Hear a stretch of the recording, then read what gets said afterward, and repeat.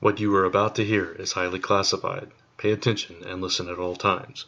And most importantly, remember, we may not have all the answers, but the answers we do have usually are pretty entertaining. Ladies and gentlemen, you are now entering the first episode of 2018 of Zone 4.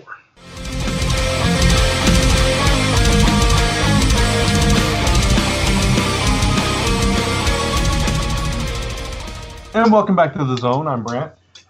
I'm Chris. I'm Jay. And I'm Gordon. And man, oh man, if you did not hear the unedited version of this episode, go become a patron because you don't want to miss it. Anyway, so... Yeah, you definitely don't want to miss this pre-show, that's for sure. This is episode 405 of Zone 4, the first Zone 4 of 2018. Welcome all, and thanks for coming back. And we're excited to talk about some stuff, but before we get into that, we should mention we are proud members of the Comics Podcast Network. You can find us each and every episode on comicspodcasts.com, along with a plethora of other shows, including other Zone 4 shows like Airship 27. So go check it out. And Comic Frontline as well. So, Happy New Year, everybody. Happy New Year. Happy New Year. Happy New Year. And if you listen to if you heard the unedited session via Patreon, you've probably guessed that we had a lot of leftover booze from New Year's Eve. And it's the truth. If not, all four of us are as they say in the biz, pleasantly faced. Yes. And if not, we're intellectually if us, if this is just us naturally, well then, yeah, I don't even know what to say about that. Then you must be new. Please don't run away. Yeah. No, bring all your friends because we need more listeners to this show, to this chaos that is Zone 4. We got to see what Chris is going to promise in the new year that we won't deliver. I am not promising anything except maybe skits that Brant will write. That's a promise. Then. He's already started. There we go. Open the door to it. Mm-hmm. Hey, Chris, will you promise me ice cream and cookies? I'll tell you what, Brant's going to buy us all ice cream and cookies and send it to us every time we have to record Zone 4. That's his gift to us for the year 2018. Brant, you're a wonderful owner of a podcast. I've never had an owner do that for me before. Uh-huh, and you still don't. Yeah, and Brant, you know what you could do, Brant? You could steal Chris's debit card and use that to pay. If only it was that easy. That is a plan. Hey, I've got access. Oh, shit, he does actually have access to my card. Oh, crap, I just realized that. And Brant, then you can write it off as a business expense. There you go. The only business expense you're going to write off is me flying down there to kick your butt if you even touch my card. Or my pig. So we're not going to talk about the pig. That was so 2017. So George, well off to a good start in 2018. Oh, man. God. Callbacks. Anyway, speaking of 2018, a slight change to the format here and a new schedule for you guys. If you haven't seen like the social media posts that have gone on Twitter and Facebook and stuff, we decided to change the format just ever so slightly where we're going to be doing a lot less news and more topic discussion. And as a matter of fact, this particular episode is all going to be topic. But, you know, in the future, we're going to keep it to like 2 to 3 news topics unless something really big drops, you know, like big news comes out of San Diego or something crazy like that. But we're going to try this and see if you guys like it and let us know. We'd love to hear your feedback on it. And the plan is to put out a new episode of Zone 4 on the last Friday of every single month. And then the unedited version will be going up the Monday before that on Patreon. So become a patron today. Yeah, exactly. Zone 4 podcast on Patreon. Yeah, and one of the benefits of being a Patreon subscriber, like at the $10 level a month, you can have one of us record like a custom voicemail greeting. Mm-hmm. So imagine someone calls you and you hear Chris say, "Hey, look, leave a message, and if you don't like it, you can go buy yourself some gas station pizza." I could do that. My mother actually, when I was younger, my mother actually let me do the phone recording for our house. And my mother's friends all complained about that. They're like, why is your son the voice recording? And it's like, he wanted to do it, so I just let him do it. It was probably something like, hey, what do you want? Actually, no, I had to read from a script that my mother wrote. It was really annoying. She literally wrote me a script. She You didn't have to even say trust this him. and that. She didn't trust him all the way back then. She was like, no, it's not that she didn't trust me. It's because I had to do exactly what she did. So he's like, okay, you can put your voice on there, but you have to say exactly what I said. And I'm like, whatever. All right, so That's everybody what she pay told you. attention. If you become a patron and you want Chris to record a voicemail, send him a script. And I'll read it. But I mean, if you're dumb enough to do a stupid script and put it on your phone, well, then that's your problem. That's not my problem. I mean, my phone. If anybody would like to hear my voicemail, if you're dumb enough to leave a message, that's your yes, Hey, I'm not. I'll You can do leave a that. message, but I'm not calling you back. You can leave me a message, but I'm not calling you back. You want me? You I come was- see me. I was told to do. I was told to do this. So I want somebody to do this just to be able to hear the voicemails, and we're gonna I don't call give a them damn. I'll just end it with I don't give a damn.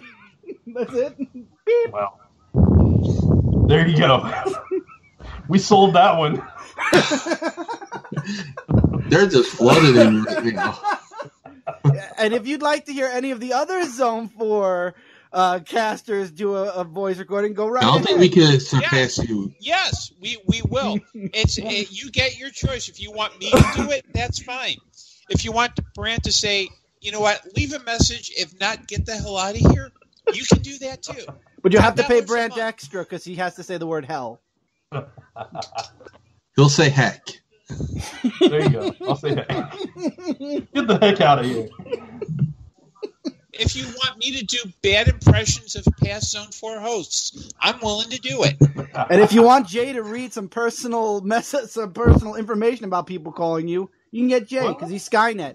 Jay's Skynet. He can I was access gonna say, everybody's like, when file. have I ever read people? No, man, you're Skynet. You know everything already.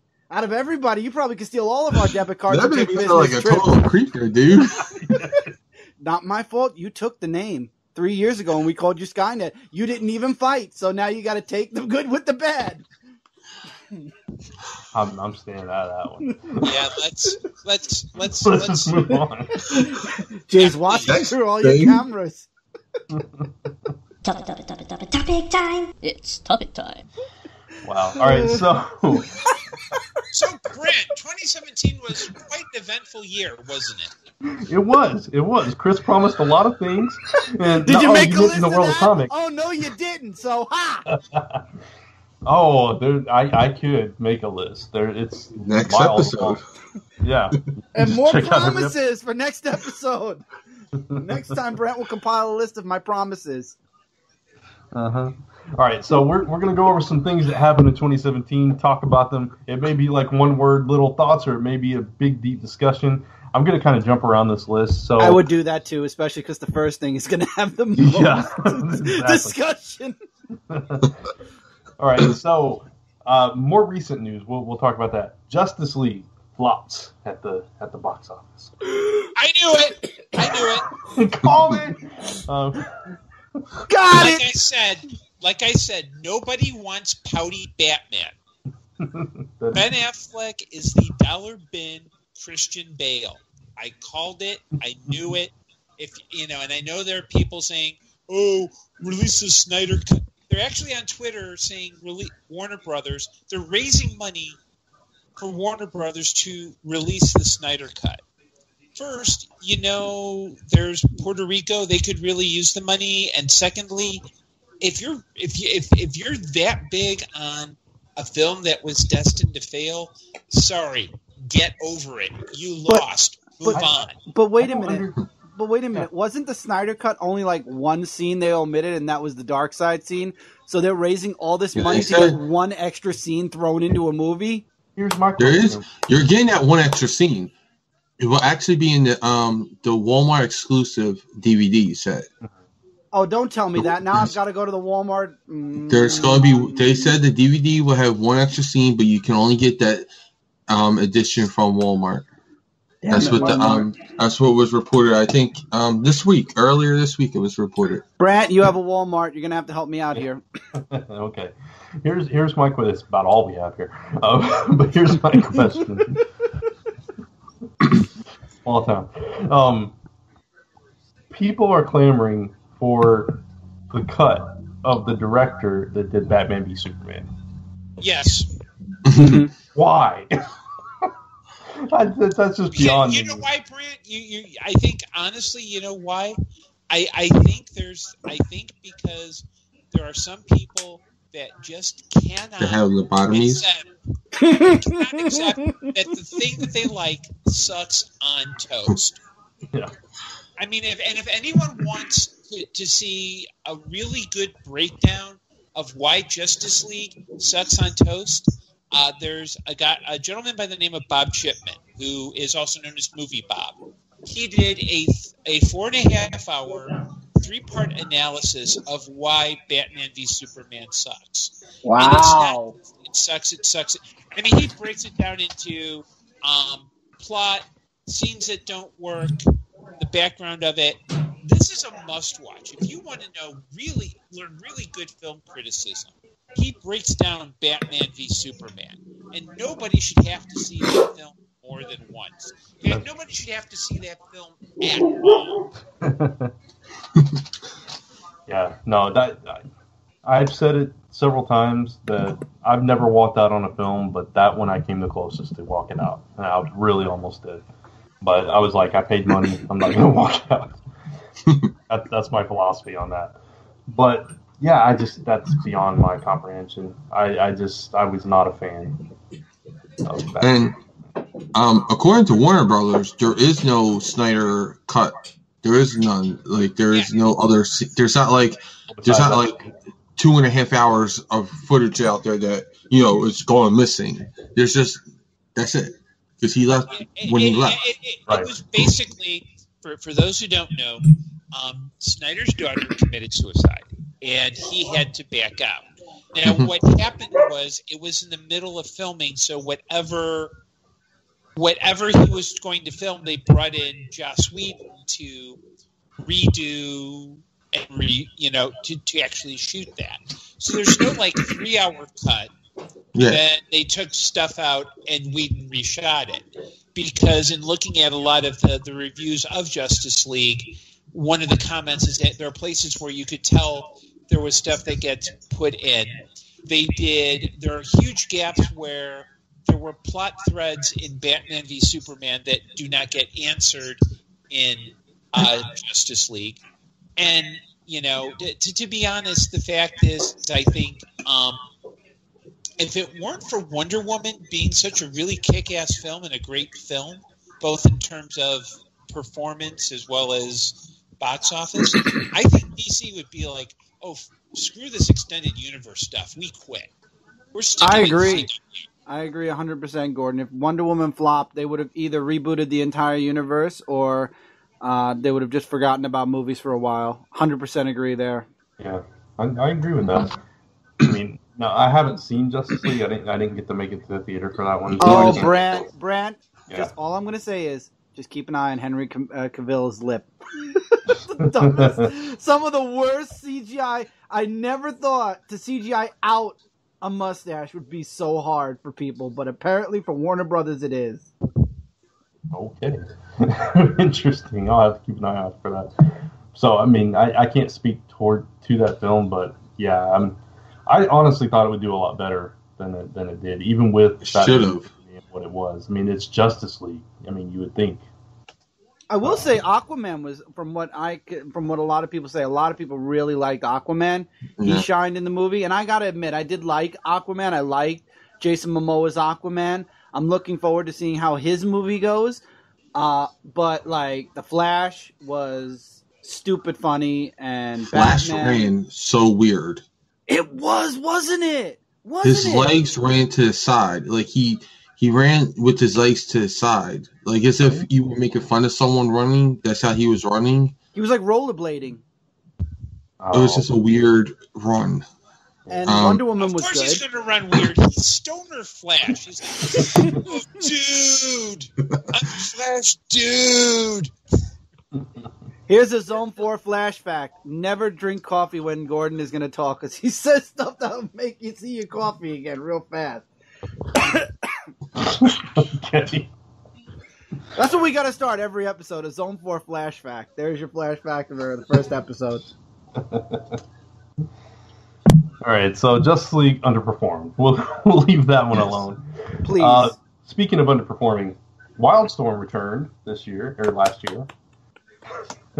and to fanfare, not much fanfare, but some fanfare, I was actually excited about it until I read it. And then you just dropped it and never looked at it again. Like that is true. That is absolutely 100% true. Yeah, I mean, I like Warren Ellis, but I was just underwhelmed. Yeah, exactly. See, and everybody says we just dogged on Marvel. We just dogged on Wildstorm, which is an imprint of DC. That is correct. And Justice League is DC. And DC, yes, it is. That's right. And here's the third thing, at least from my perspective. You guys might disagree. Dark Knight's Metal. I am not a fan. I do not disagree. I actually stopped reading it as well, and I read the first couple of issues of the main series, maybe the first 3, and then I read 2 or 3, maybe 4 of the one shots, and then at that point I was like, you know what, I'm just really not enjoying any of this, and I'm done, and I stopped reading it. I haven't. That's the one thing we're different on. I'm finishing it, but I'm not really. I'm not going to be there. The whole payoff is supposed to be this extended universe that they're putting inside. See, again, when the New 52 came out, it was supposed to be Wildstorm meshed with DC. Didn't DC realize that didn't work? But then again, these are newer characters too. I mean, they are introducing new characters with some old characters. So, I mean, in this case, it might work. But at the same time, an extension of a universe that's already very diverse and filled with characters. I see a lot of the Metalverse, or whatever they're calling the spin-off from Metal, all these new teams and solo issues. I don't see a lot of them New lasting. Age of DC. Yeah, I don't see a lot of it lasting long. Maybe the Terrifics because of the team, but like Damage, I don't know. The other one I forgot. The series that Dark Knight's Metal reminds me of, there's a series of annuals in the 90s called Bloodlines, which was about aliens that put stuff in blood. They had all these weird Liefeld-inspired superheroes. Mm-hmm. And that's what this reminds me of. It's like, I like the one-shots. I like the different takes on Batman and how he gets bug nuts. But this is, like, to me, reading Dark Knight's Metal was like being forced to listen to Limp Bizkit for hours on end. You just gotta go, I'm the only sorry. person I've ever heard say Bizkit that pronounces the Z. I know, but it's the only person I know that says it. Yeah. I've never heard anyone say it. But yeah, I agree with that estimation. I think that's exactly what it's like. It's just, it kind of grates on your nerves. Whatever happened to those aliens from Bloodline? Did They die at reappeared the end of it? recently. They reappeared recently. Yeah, it was nice. It was either 2017 or 2016. They reappeared for a little bit. It might have been the end of 2016 going into 2000. It was like a little miniseries they did, right? Yeah, it was a little miniseries. Yeah. Oh, wow. It was like a 6-issue miniseries. You read it, Chris. Yeah, you did. Which one? Why do I feel like I know it, but they did the aliens differently, and I'm just completely lost right now? Yeah, I can't remember what it was called, but I do remember it. I feel like if I knew what it was called, I would remember and be like, oh, I'm stupid right now. I don't remember, though. I don't remember at all. It wasn't called Bloodlines again, was it? Was it called like DC Bloodline? No, there's no way, because I would have been like, really? No, there was no Bloodlines. Yeah, I can't remember. I think it was just called Bloodlines. Wait a minute. No, Jay's right. I think it was. I only read the first issue, I think. I remember something along the lines of, oh, yeah, that came out before. I read the first issue, and then I was like, I didn't care. Yes, it was in 2016. I read the first issue, and then I just didn't finish it. No, I didn't read it. I read the first issue, but I remember now, yeah, it was those aliens as well.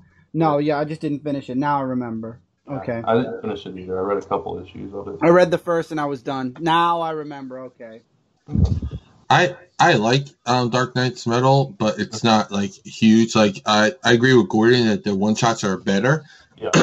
But it's okay. The story, it's not bad. It's not good. It's like just middle ground for me. So it's not something I needed to have. It's not something that I'm saying I wasted my money on either.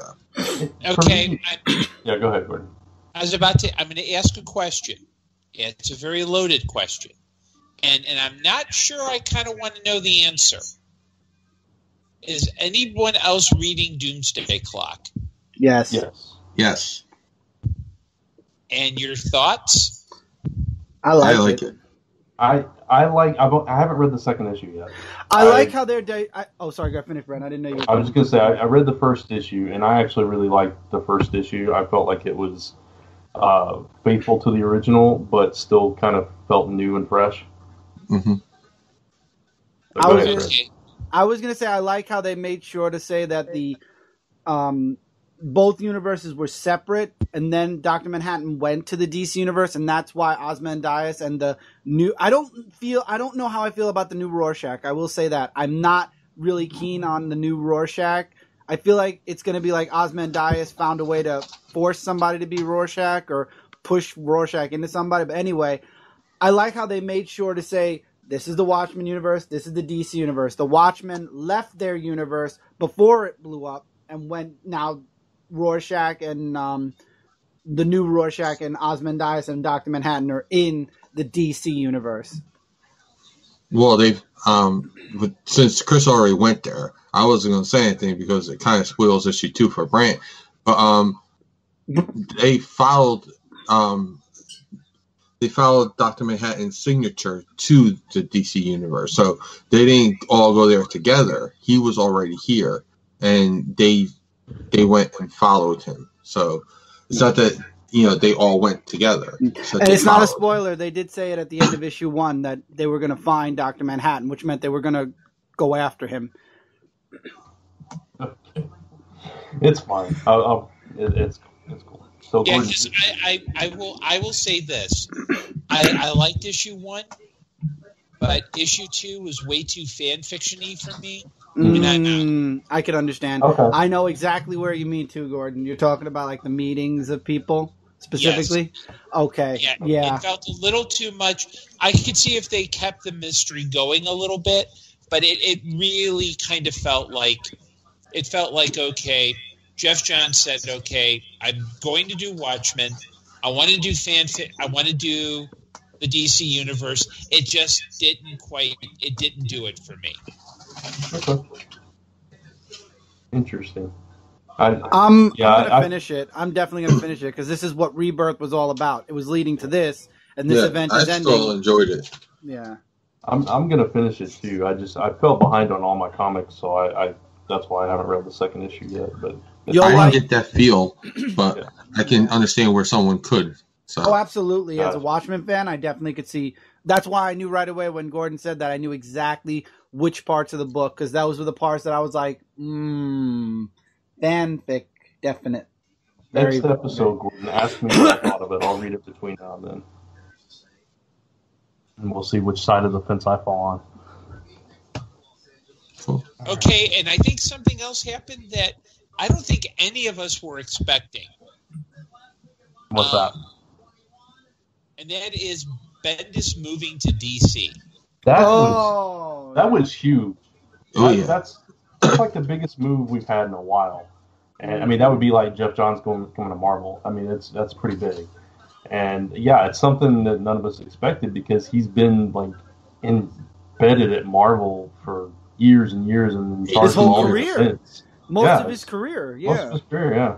And he's been the guy behind all these big Avengers events, and he's handled X-Men and Spider-Man and everything. I think since Avengers disassembled, he's been pretty much behind.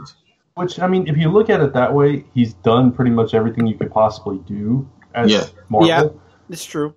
So, why not try the other side of the pond? Which, I mean, that's probably. I think the only thing he did not really work on was that he didn't touch was probably Fantastic Four. Yeah. He did X-Men, he did Spider-Man, he did Avengers, he did and by Avengers he also did Captain America, and he did Iron Man. So like he's done all the street levels. He's created. He's done all the street. Yeah, and Daredevil. He's done Luke Cage. He's done Jessica Jones. He's done Defender. So like he's done all that stuff. So it's like really nothing left for him except for Fantastic Four. Yeah. And he created the Ultimate Universe, and he created Jessica Jones. He was there at the beginning of Marvel. Spider-Woman. Yep. He brought her back. Up to knowledge of people, made her big, made Luke Cage big. Yep. Yeah. Oh yeah, he did a lot of Marvel. So I mean, it's surprising, but at the same time, if you sit back and look at it, you're like, oh, well, that kind of makes sense. And you know, it's funny. I don't know if you felt this way, Gordon, but we were all talking on Frontline when the news came out that, you know, we figured that in some way, shape, or form, Bendis is going to tackle Superman. It just made sense, and we didn't know how, but it just seemed like the logical place to put him. And then, of course, they announced the first thing he's doing is a backup story in Action Comics. Yeah, I'd like to read that story only because I'm curious how he handles them. You know, like, is it going to be 5 pages of like just random dialogue? You know, that kind of sparse. You know, it's like the plot will be Clark Kent puts on his tie. Oh God. It could be. I mean, he is the Talking Heads writer. I mean, that's kind of what he's known for. I'm curious to see what his stamp is on Superman 2, and I'm curious to see where he lands after that. Wouldn't it be interesting if he did Earth 2? If they redid the Justice League from Earth 2 and they made him do that? Because I see him doing something like that, a diverse, different cast of the original superheroes from DC. They want to do Earth 2. They would just go with a different Earth or something. They wouldn't do Earth 2 because Earth 2 already has a bad taste in a lot of people's mouths.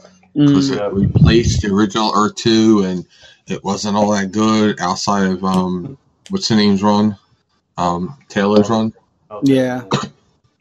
I would still like to see him on Justice League. I mean, that book has been floundering for a while. Yeah, I think Bendis could do for Justice League what he did for Avengers. Yes. In that, not a disassembled, but a kind of okay, how do we break this and take it apart, see what works, and then put it back together so it works well. Exactly. So for me, that was the bad point of Avengers. I'm not a fan of his Avengers run. Oh, yeah, I'm not talking about the mechanics of what he did. Like, I'm not talking the story of Avengers. I'm talking kind of what he kind of drawing the attention to them again. Right. Mm-hmm. Yeah. If anyone who takes over Justice League can get rid of Cyborg and put Martian Manhunter back on that team, I'm all for it. Because he doesn't belong there.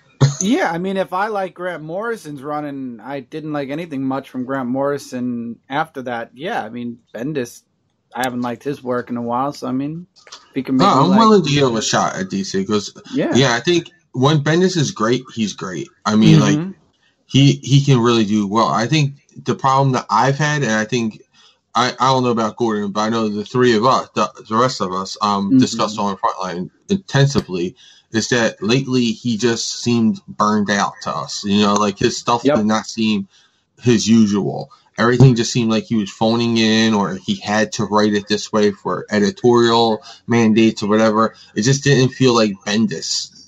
Like for the first time, amazing.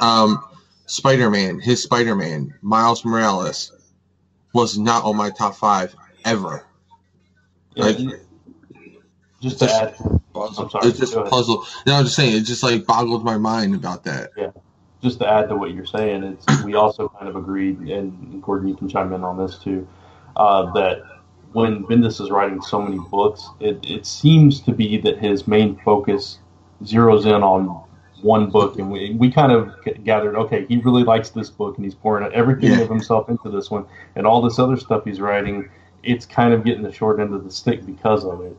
And because we've talked about it on the show before, where like he'd be the event guy, and it makes no sense to have the event guy do all these other books where he's spread thin. I'm hoping what DC does is it's like, whether it's Superman or Justice League, or even to go the cliche route of like Batman. Yeah. I think if you give him one book and say, you know what, you just write that book. You can do any other projects you want for other publishers, but we want you to survive on this book. We want you to work on this book specifically, or even these 2 books, and that's it. Because I think Bendis is kind of like, you can tell there's a difference between, you can tell when a writer is throwing his usual tropes at it. Like if you look at Stephen King, anything that Stephen King writes, there's always an alcoholic or addict, there's a distrust of religion, there's a bully. Like you see the tropes playing out. I think this would be a good opportunity for Bendis to kind of regroup and go, okay, I don't need to be the guy. I don't need to shape this. I'm sure he went to DC because he's like, hey, I just want to write. Give me 2 characters, 2 books.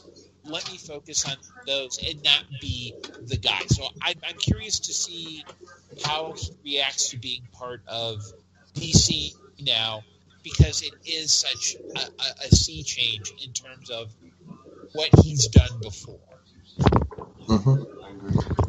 Yeah, I definitely think DC would give him like 2 books and be like, that's good for now, at least, like, because DC, one thing that they don't do is they don't have like one writer writing 6 different books, Right, exactly. They're on like a limited number of books are created. And editorial really isn't as cracked down as Marvel's been, where they want a specific type of feel to their book. DC they have a strict editorial over at DC now because of Rebirth. You got to fit into their where their end game is going. But company.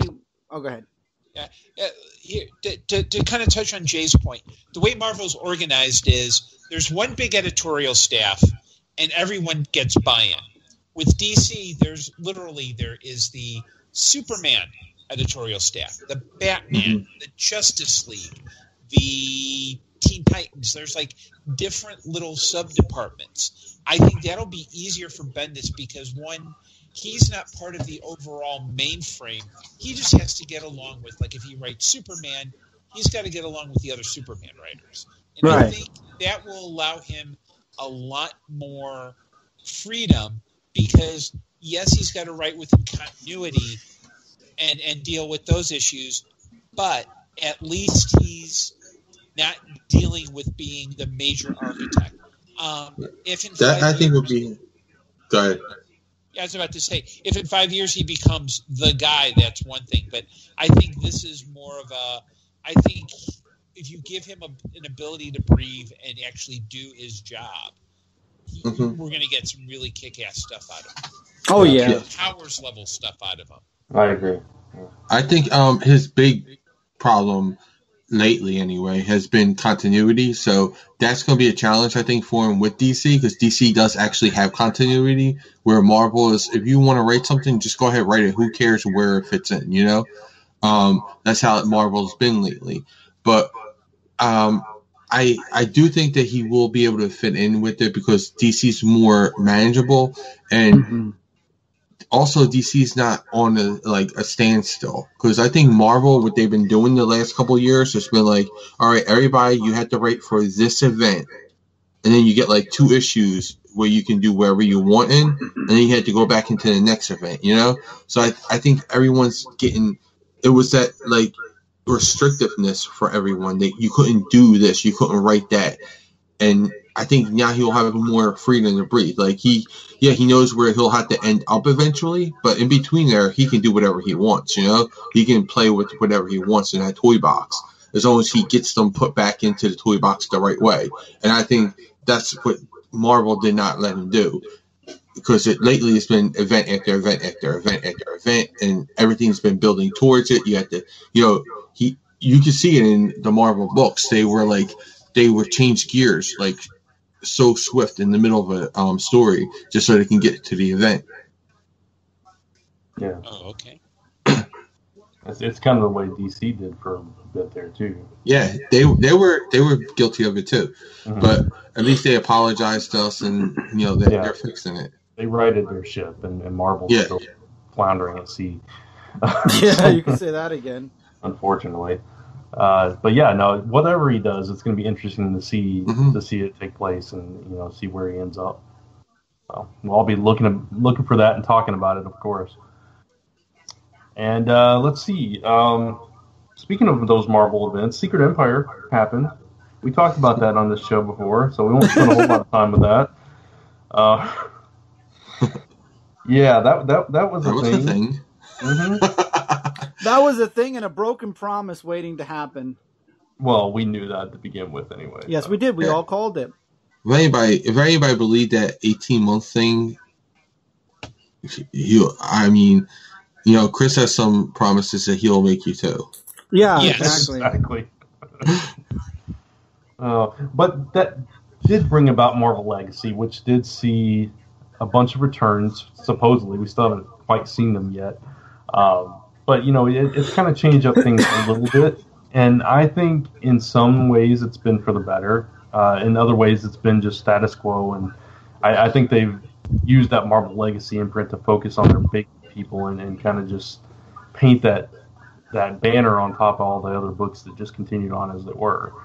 And like Captain America obviously had a major change because of Secret Empire. We've seen, the return of Wolverine, that he's still kind of floating around out there, Fantastic Four and all that stuff. And I think the X-Men have, with Jean Grey, and we can go ahead and talk about that. Phoenix Resurrection began, and which is now, in full force, 3 issues in, as we're seeing that take place before us now in 2018. And so I think it's good and bad. We've seen some changes back to things we're more familiar with those that I mentioned, but for the vast majority of it, though, it's continued on as it was. Like, storylines continued on, even though their numbers changed, or whatever. And then we're gonna get jokes about Zone 4. Yeah, it's the same old show, new numbers, but whatever. I don't know. What do you guys think about that, Chris? What do you think about it? I don't know. I gotta see. I really don't at this point. All right, Jay. Marvel Legacy. So Marvel Legacy, I'm still waiting for the delivery of it. See, overall. That's same here. I mean, you don't know what to expect. Yeah, that's basically what I said too. Yeah, we haven't seen the payoff yet for anything. Right. I think and this is something we have to compare it to, its counterpart, which is DC Rebirth, which set up storylines where we start seeing those storylines being played off in other books, right after it was published. Yeah. Other than the Wolverine post-credit scenes that we're getting, there's been no real payoff to anything else in Marvel Legacy, So that book has not had any other payoff so far that we've seen in anything. So what is Marvel Legacy building to? We don't know that. We had a very clear picture with DC Rebirth, what it was going to build to. Right. Marvel Legacy, it just feels like it's another year, another new banner, another new set of stories in the Marvel Universe. So that's my problem with it. I want more of a vision for them to have. Like, I want them to have that vision. I want to pick up a book and be like, I can't wait to see this story conclude. I want to see the payoff for this. Like I had with Rebirth, I let that book go. I was like, yes, this is it. We had to go. I want to pay off for this. Marvel Legacy, I was like, okay, I read that.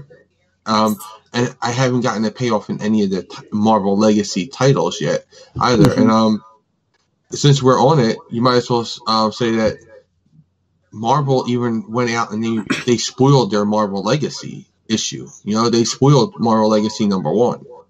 They told us that they put it out there in a press release that Wolverine was coming back. They spoiled it. It was like everything. They've been spoiling everything for years. Yeah, they spoiled Captain America. Hydra back after issue 2. Secret Empire. No, I was like, why do that? been spoiling things like that since the Human Torch died. They've been leaking it. Yeah, it's ridiculous the way their marketing works. Let me just say this about Marvel Legacy. In the course of the next few months, 21 books are being canceled. Marvel Legacy. Yeah, that is true. So, Gordon? Oh, yeah, it's with Marvel. I'm not quite sure how I can accurately express my disappointment. It's on the one hand, yeah, no payoff. Mm-hmm. On the other hand, I kind of feel like Marvel. Like, I think Marvel is in the position that DC was maybe about 5-10 years ago. Mm-hmm. When a book gets successful, Marvel does 6 different variations of it. And they don't really, there's no real leadership to see, like, okay, maybe we should figure out, if we're not selling books, do we try to change the quality of the books, or do we just keep throwing things out and seeing what sticks? And I do think that the fact that Marvel, it's weird. I'm going to throw in a completely random thing, which is I was watching a YouTube video that was talking about Marvel Studios breaking off from Marvel Comics. That, you know, Kevin Feige heads Marvel Studios, and Ike Perlmutter heads both Marvel Comics and Marvel Television. And the implication was that Ike Perlmutter is not an easy person to get along with and doesn't quite know what he's doing. And it really feels like there's not only a lack of vision, which DC, I think, has regained some of its vision. I also wonder if you're dealing with a company that's not only dealing with, hey, we're losing market share, except in a certain kind of media, and that, hey, look, 2017, they've dealt with so many other issues besides the comics, not just Secret Empire, and we can go into all that, where you've got a retailer who says, oh, diversity's not doing anything, and then they have to deal with the fallout with that.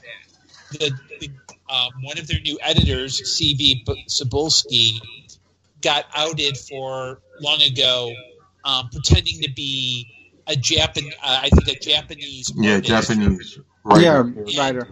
And I happen to know there are many creators of Asian descent who are like, hey, look, that's not fair. That's, he was passing in order to get jobs that could have gone to someone who was legitimately Japanese. I think with Marvel, it's as much about the creative content of the books as it is the leadership within. And agreed. I'm not going to point the finger and say that Disney's a cause of it, but I'm sure Disney is like, dudes, you need to clean up your act, or people are going to get fired. Go ahead. Finish your No, I was just going to say one thing I know with Disney, and this is through video gaming. I don't know. You guys aren't really deep into video games. I know Brant is, though. Star Wars is a part of Disney. Right. And at the end of last year, Battlefront 2 came out. And there was an uproar. I'm sure you guys saw it on Trending, at least, that there was an uproar against it because the game was basically pay to win.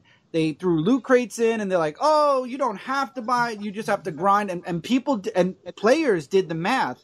And it was going to take hours to get something that you could pay, I think they claimed $2,000, and you can get everything in the game. And they got hammered, and the game, literally almost everybody, dropped their pre-orders. People who bought the game sent it back. They had a very small community at launch, and it's because of the loot crates. And Disney came in, and they were playing. They were trying in every which way. They even had an AMA, Ask Me Anything, on what's that site called? Reddit. Thank you. Reddit. Yeah, Reddit. Thank you. And that really didn't even really do that much damage control. So in the end, Disney came in and said, look, get your stuff together or you guys are all done. And actually Disney came in and actually told them to take the loot crates out, and as far as paying for them. And that's why right now Battlefront 2, all loot crates, you can only earn them through playing the game, and the requirements for getting a loot crate dropped dramatically as well. But the game's already taken so many heavy hits because of that at the beginning. EA definitely took a lot of hits as well. That I don't know if they're... Let's hope there's a Battlefront 3. That's all I'm saying. But the point that I'm trying to make is Disney did step in. They don't do much. They let people do what they want, but when things start to really flop bad, that's when they start to put their head in and say, "Hey guys, you're messing up here, and you're making us look bad." Yeah, because I mean that's not only one of their companies, but it's also the reputation on the line. Exactly. So Marvel, if they keep going down the slippery slope, I promise you there will be Disney execs in the Marvel offices telling them how to fix their stuff and giving. Actually doing some of the work for them to make sure that Marvel doesn't make Disney look bad. Right. And if there are any executives from Disney listening to this, you need to crack down on Marvel Comics pronto. Especially their cover, people. I've ruined so many variants because of the stupid printer. I think that's just ink. Period. Like their cardstock. Period needs to be quality. Yes, their quality. It's not just their covers. It's the whole book. Because even the inside pages, I've seen people who said that they smudged them. That's why I open my books a particular way so I don't smudge them. Like I try. Well, maybe you didn't have all that coffee. You wouldn't be jittery hands. No, it's when I hold it up for a review also. And you can't even touch them half the time, those poor covers. Speaking of CB Cebulski, controversy aside, what you touched on that, Gordon, but I am hoping that just any kind of change in that regime, because, he's the new editor-in-chief, I hope any kind of change from the Quesada era, which, Axel Alonso was Quesada's right-hand man, and so his style was very similar to Quesada's. And I'm just hoping that a different style at the head will lead eventually, gradually, to a different style through the books. And God, please. Here's something that I want to ask you, because we're on CB Cebulski. Do you think he should still have the job? Even what he done, the misappropriation of a culture, and the fact that he did it while he was editing the book that he was writing, which is you're not allowed to do. You're not allowed to write a book that you're editing, and that's why he came up with the quote unquote, as he said, pen name.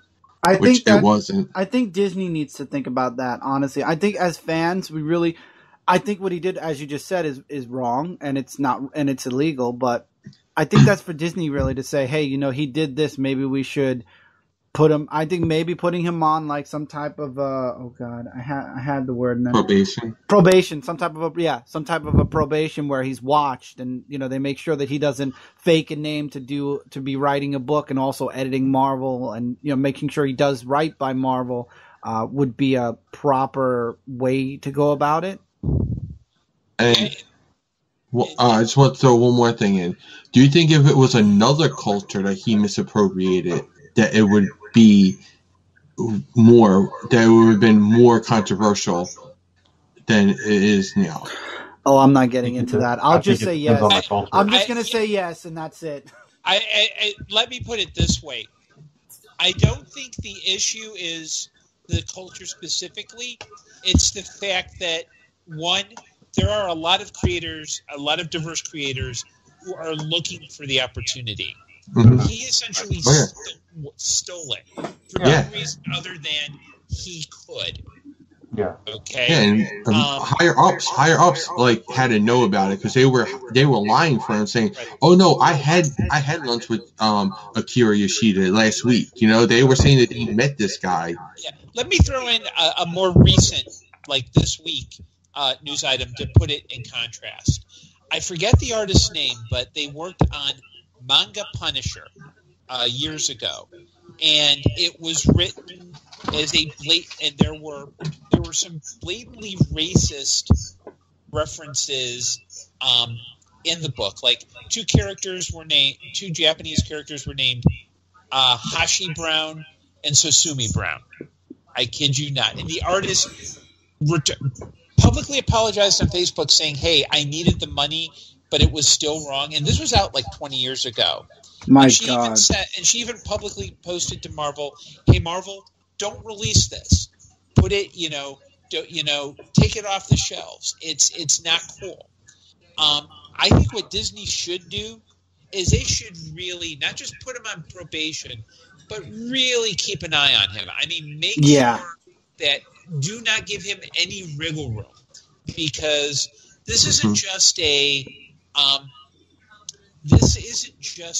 matter of, oh, he did something he shouldn't have.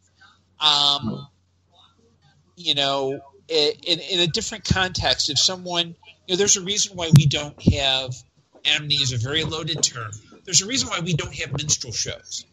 Yes. There's a reason why there are certain types of books that don't get written, because we know that certain portrayals of cultures is just wrong. Yeah. Right. We also know that in trying to appropriate another culture, whether you're C.B. Cebulski or you're Rachel Dolezal, who decided, hey, I identify with African Americans, therefore I, as a white woman, I am African American. I think that's I think that's wholly inappropriate. I do think that if I were a Disney executive, I would have fired him, but that is on me. I would have too. I would have there needs to be greater accountability, and I know there's a big contingent that claims there's, quote, too much diversity. I hate to tell you this, folks, but if you're looking at who's reading comics, they're increasingly diverse, increasingly more women of a certain age, younger than me, I'll just say that much. You need to have opportunities for more diverse creators, and I think what he did was damaging. He'd better work his ass off in order to ensure that there's greater diversity. Yeah. Because, quite frankly, what he did was unethical and just plain wrong. Well, Gordon, just to cut you off for 1 second to say this, you do know that the 21 titles that I mentioned before that are being cut, a lot of them are actually the diverse titles that Marvel released last year. But I will say this to counter that: they're not canceled because they're diverse. They're canceled because their sales suck. Right. That's what they. Yeah, but there was an up in arms about it because you look at the market share. They're not. Oh, selling. dude! Again, the Fire Pits of Apocalypse are going to be missing Iceman. Oh yeah, I'm just saying, they're just not Chris, selling. May I answer, Chris? Yes. Maybe instead of putting out, quote, diverse comics, how about with many of those diverse creators, putting them on many on Marvel's main titles, if they deserve I would be good with that. Yeah, why not? Okay, because I think when you say, "Oh, the diverse titles are canceled," I think right now Marvel has a problem with both leadership as well as content. I don't think it is ever wrong to create titles that highlight characters of diverse backgrounds. Oh. I think the way you do it is you do what they did with Ms. Marvel, which is organic. Exactly. Hired a Muslim creator, G. Willow Wilson. I think the only comics work she did before was a Vertigo series called Air. She went in, knocked it out of the park, and she also writes as well. Black Panther was, and I'm going to mispronounce the name, Ta-Nehisi Coates. You actually have diverse creators working on your flagship characters, and that's how you get diverse storytelling. Now, I want to agree with you, but I'm also going to disagree with you on some of it. I don't think you necessarily need a diverse creator on a diverse title. I'm not saying that at all. I know. Get mixed. I just wanted to say that I don't think you need a diverse writer to write a diverse character. I think that they should, I would love to see a woman writer writing Captain America. You know, That would be really interesting. I wouldn't care about that. You know, as long as the story is good, I don't care who writes it, who draws it, as long as the story and the art is good. That's the bottom line for me. Diversity should always be a factor in any book, but it shouldn't be a forced factor. You shouldn't say, okay, we need to have this in it, so we're going to cancel X, Y, and Z, and we're going to replace them with, these books because, we had to diversify our line. That's not how you do it. Yeah, I think what Marvel needs to do is it needs to strengthen the creative aspect of its current books and maybe just kind of go, okay, let's focus on rebuilding sales. Like, okay, Dan Slott's leaving Spider-Man. Why not? There's a perfect opportunity to put a new writer in who can really crank up the book. Mm-hmm.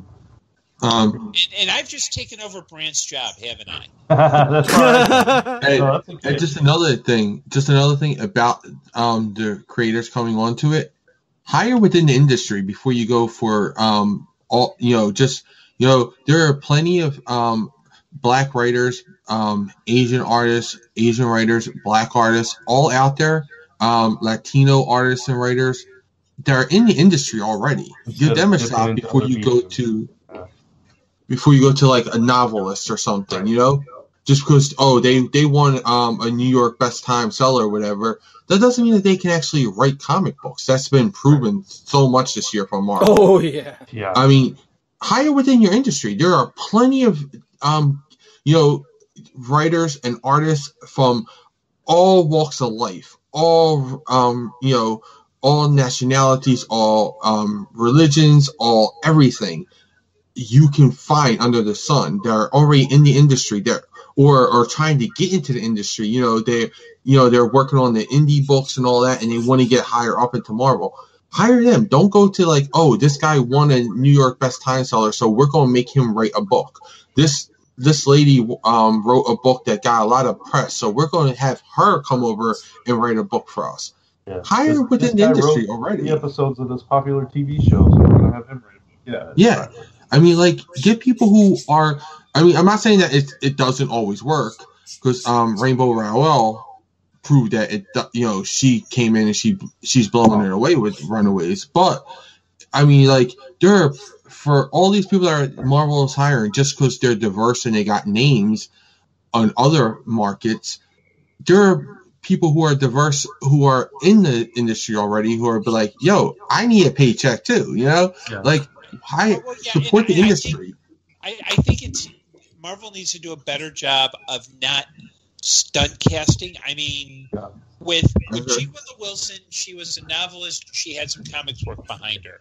With Coates, it was a question of most of his work has been more on commentary and analysis, but he brought a lot in terms of making Black Panther a really strong book.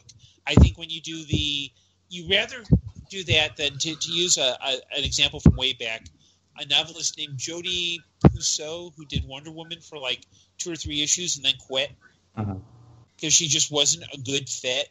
Because she was like the writer before Gail Simone came back, right, and blew it up, which is cool. But I think you need to.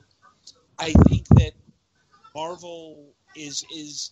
Again, it's a leadership issue because they're throwing stuff at the wall, seeing what sticks. Right. And rather than thinking this stuff through. Mm-hmm. And to your point, Jay, I completely agree. I think they need to have a way to and Marvel actually has some programs internally that it's about developing I know there's one for developing female talent in their office where it's not just the creative aspect. It's the, whether you want to be editorial, you want to be a writer, they nurture that, and then it's an internal program. I think they have a similar program for people of color, LGBTQIA.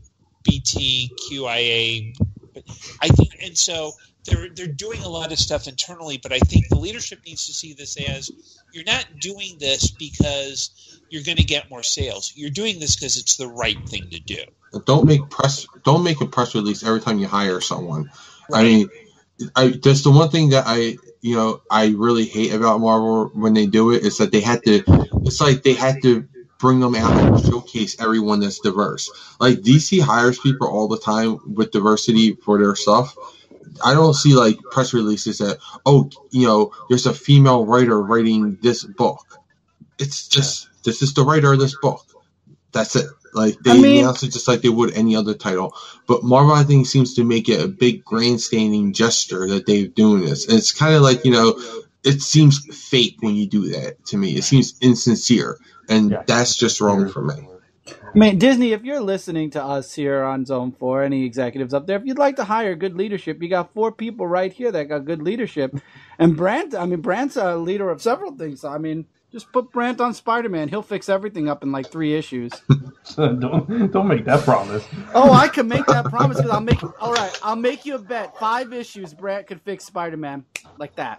Okay, here. Let me make a counter offer to Chris, to any Marvel executives. Feel free to hire me as your consultant because I will bring in my associates, and they will provide other consulting services as well. And we work on a monthly retainer. We usually request a month and a half up front. We will need travel expenses for 3 of us. Because we will be heading back and forth to New York, and Domowski is my last name. It's my real last name. I'm not John Smith or it's. You're not Akira Yoshida? Are you sure? Yes, I'm sure. Trust me. Okay. Well, okay. Let me take that back. Only one of my associates will need. My other associate will need travel, so it'll be 3 of us consulting with you, Marvel. Okay, so enough of that bit. Let's move on. and we promise Chris won't steal your debit cards. No, I won't steal your debit cards. Steal your Pepsi. I'll actually fix it so that you'll wish that you'll wish you had insurance on your debit cards because people are going to try to take them because you're going to be making so much money. Put some insurance on it. I've said this a few times. I'll say again. I would write Ben Reilly comic book for free. Oh, yeah. There you go. See, a good one. If Grant is running Spider-Man, and you got Gordon running the talent, and you got Jay writing Ben Reilly right there, you fixed a piece of your universe right there. As far as I'm concerned, I really couldn't write any character, so I'll probably sit next to Gordon and help Gordon out. Ben and Dean.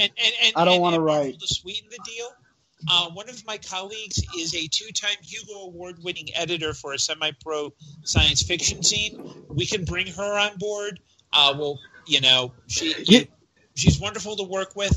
I'm just saying, Marvel. I got people. I know talent. I've got connections. Zone 4 just contact Zone 4 podcast, and soon just send us a wheelbarrow each of money. That's all I'm saying. I would love to do this, but I doubt we'd be able to. Just literally have an episode where we'd say this is how we'd fix Marvel and explain what we'd be doing with each book. That might not be a bad idea if we're doing topics now, because Bob Chipman, the guy who did 4.5 hours on that, he has a segment he does. How would I fix this? So that would be interesting. Super Mario. Let's do it. Let's at some point this year, because it's Brant's podcast. Right. And folks, if you've tuned in, I'm normally not the host. It's Brant. It's nothing wrong with Brant. I'm just being a total jerk right now. Okay. No, you're not. You're doing it better than I am doing it right now, so it's good. It's all good. We all rely on each other. We're a team. Right.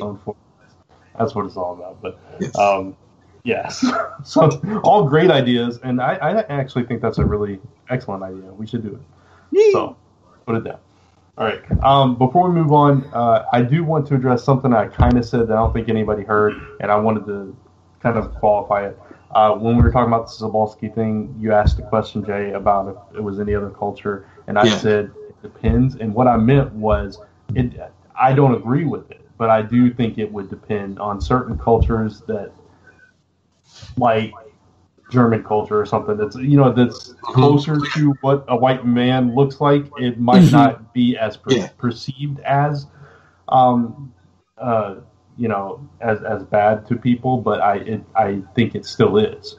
Yeah, I agree. My statement on that. Yeah, I think if No, he you're changed right. his nationality, I don't think people would be that it wouldn't be as bad. Like, oh, he said he's German and he's really French. No one would say anything about that. But I feel like if you change your culture, like a real culture change, like a white male to an Asian or a black or a Hispanic, Latino, or even say you're a female, then to me that's like crossing the whole line. My child doctor actually goes by my pediatric doctor goes by Dr. Lou. He's Jewish. He's not Chinese at all, but on his card that he has his real last name. He calls himself Dr. Lucas. He went to Korea during the war, and he was. My mom told me the story a long time ago. But long story short, he was hurt. He was taken in by a family called Lou. They took care of him for a while he was sick and while he was injured. And he calls himself Lou to honor them. And he makes it a point that's not that people know misappropriation, that. That exactly. That's opposite. That's my point. That's the right way to do it. He had no right to be calling himself that. It's like taking your adoptive parents or your foster parents' name. That's what that is. That's not That's the right way to do it. Misappropriation when you say that's the right way to do it. He's doing it right. He's doing it the wrong way. Said he was did it the wrong this guy. way. Right, yes, exactly. Sabolsky said he was Akira Yoshida. He made up a whole backstory for this guy, a whole life story. Exactly. Akira Yoshida had a whole profile for himself, where he did this and this happened to his family, and he was that's insane. He faced this in his life. That would make me question if he has split personality disorder. I mean, I would really thinking. Now that you're saying all this, I didn't even know he went that far. Yeah. Now I would. It was a whole other persona. This is a whole God. other persona. Yeah. No, I would question taking him down. I really would take him off. I think that's he should a little be bit. fired. That's insane. Because I think that's a bad precedence to say. That's saying that, all right, especially in the time that we are now, and with Marvel facing the diversity issue that they've been facing for the last 2 or 3 years, I think it's very wrong for them to put that in there. Yes. And have that as saying it's okay to do this, because you can still rise to the top of editor-in-chief even though you misappropriate a whole culture. That I think is wrong. And I don't think it should be rewarded on any level. I mean, that's like getting what's his name? Adrian Saif and making him head of creator content or something like that. The guy who did the racist stuff in X-Men Gold, #1, the artist. That's like saying, okay, we're gonna bring you on and we're gonna have you be in charge of our art department. That's not a good thing. You need to cut the line and be like, we're not going to tolerate any of this. And that's my opinion. I don't think he should be given a chance, but I'm not an executive March. I was just going to say real quick, where it gets dicey is he's been their talent relations guy overseas with and in Asia for years and doing all this recruiting and stuff. And it's like, I know it's a very precarious position. Brant, if I may offer, if we chose to talk about issues like this in a future episode, I do have some people of color that, and I'm sure we could brainstorm that it might be good to have their perspective, because I think it's having 4 white dudes talk about it. I completely agree. I'm sure there's a listener saying, "Oh my God, it's all that political correct BS, blah blah blah blah blah." And I think hearing it from an actual person who has to deal with the consequences is a lot more revelatory. And quite frankly, it's like we're living at a time where a bunch of douchebags who have nothing better to do edited the new Star Wars movie and created a 46 edit because there are too many women in it. Oh my God. Wow. Now, Really? I want Yes. to punch every single one of them in, the edit. And That's it. I'm just not going to say it. I'm just going to say the word edit. You're going to punch him in the edit. I'm going to punch him in the edit. That's right. And Brant, let me just say some of the people I have in mind would be really cool for this podcast. Okay. Yeah, I think that's a great idea as well, and I completely agree with you. A lot of times even on Comic Frontline, when we start talking about diversity and stuff, I start to cringe a little bit because I'm like, yeah, we're all a bunch of white people talking about, and it's our opinions are no less valid, but at the same time, sometimes you need that other perspective to get that insight as well. Yeah, let's talk, because maybe for like February or March, we could put together kind of an extended panel, or we'll figure it out. Yeah, absolutely. See, that's Zone 4, ladies and gentlemen. This is how we roll, okay? We're not just four white dudes spouting off. We actually make a difference. We actually... See, Marvel, this is what I bring people together. So hire us. That's right. Money. Absolutely. Pay us a lot of money. You know what? Here, you know what? For Marvel, here's the deal. You know what? Sponsor us for $10,000 a month on Patreon. Yep. There you go. I like that. I mean, and you gotta compete, because me and Brant, we were offered a lot of money from Vince McMahon, to be those anchors, and we turned him down. So I mean, you got to top his. You got to top his offer, at least.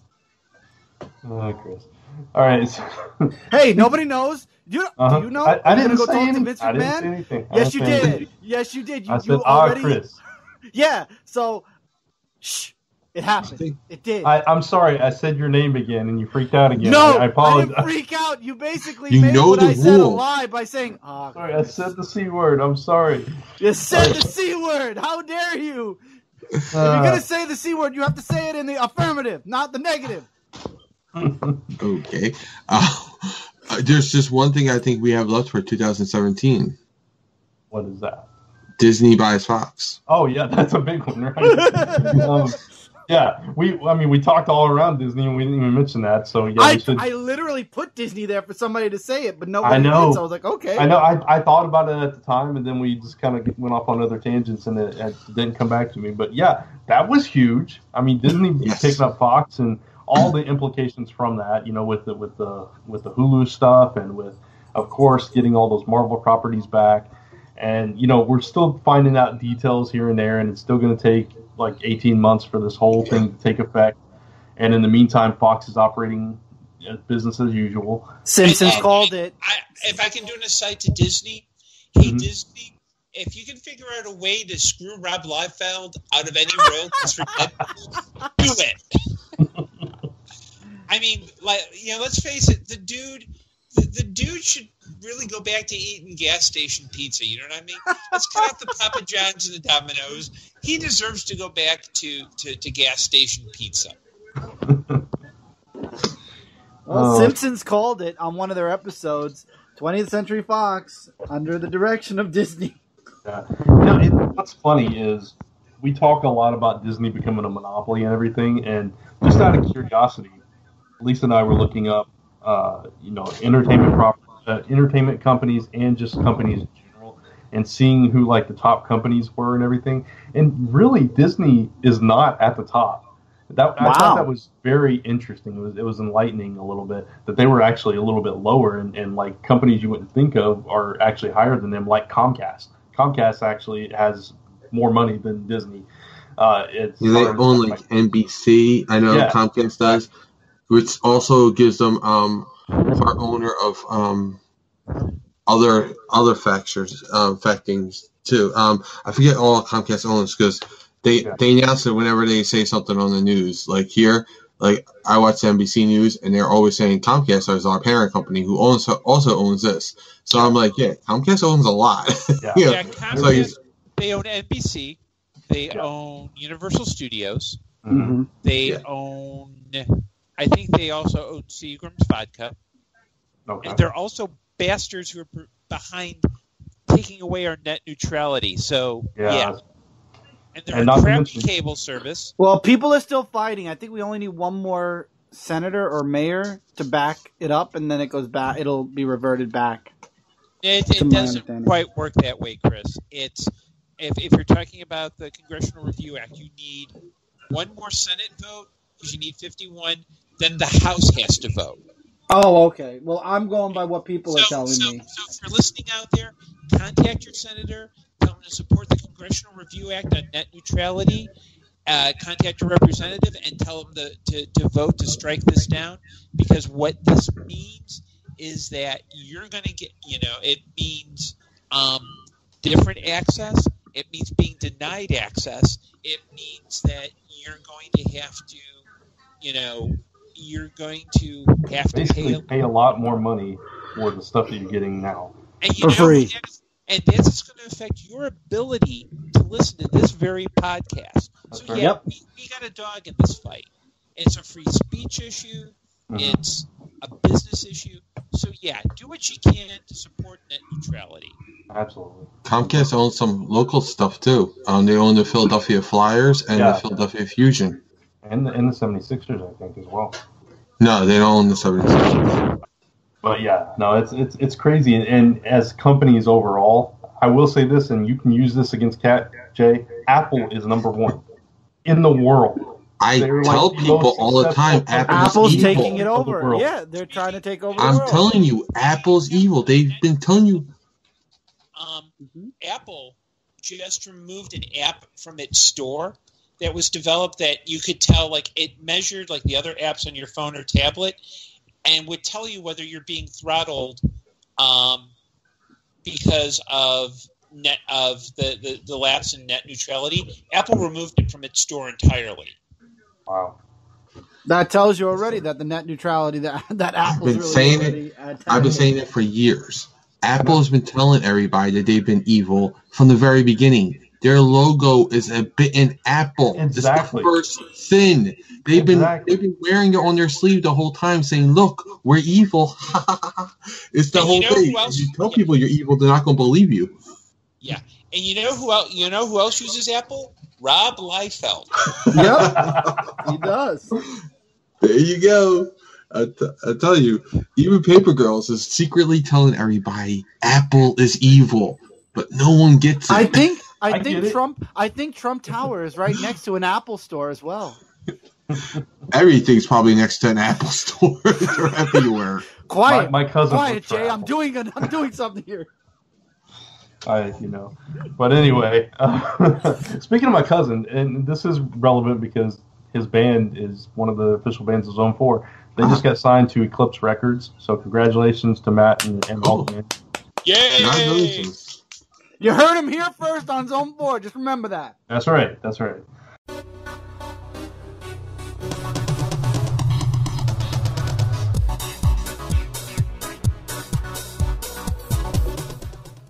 All right, so Gordon already mentioned this, Dan Slott leaving Amazing Spider-Man. That is something that everybody has wanted for a very long time. And it's currently unconfirmed. It's currently unconfirmed? Okay.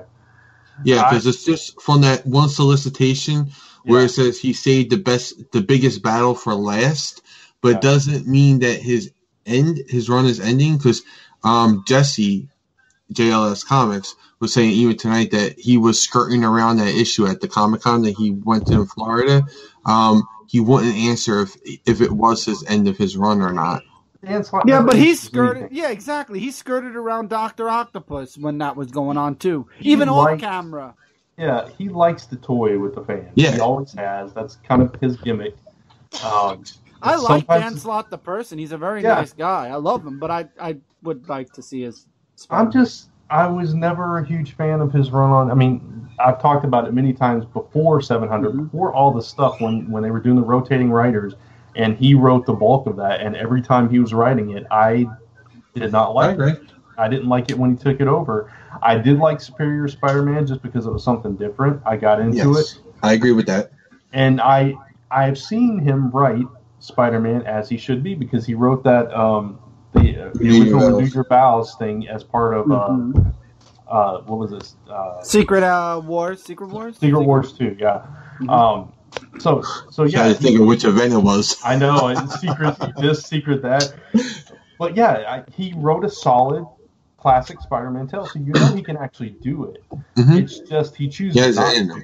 Yeah, and just his take on Spider-Man. I'm ready for a change. I'm ready for something different that doesn't have his fingerprints on it at all. Here's the thing.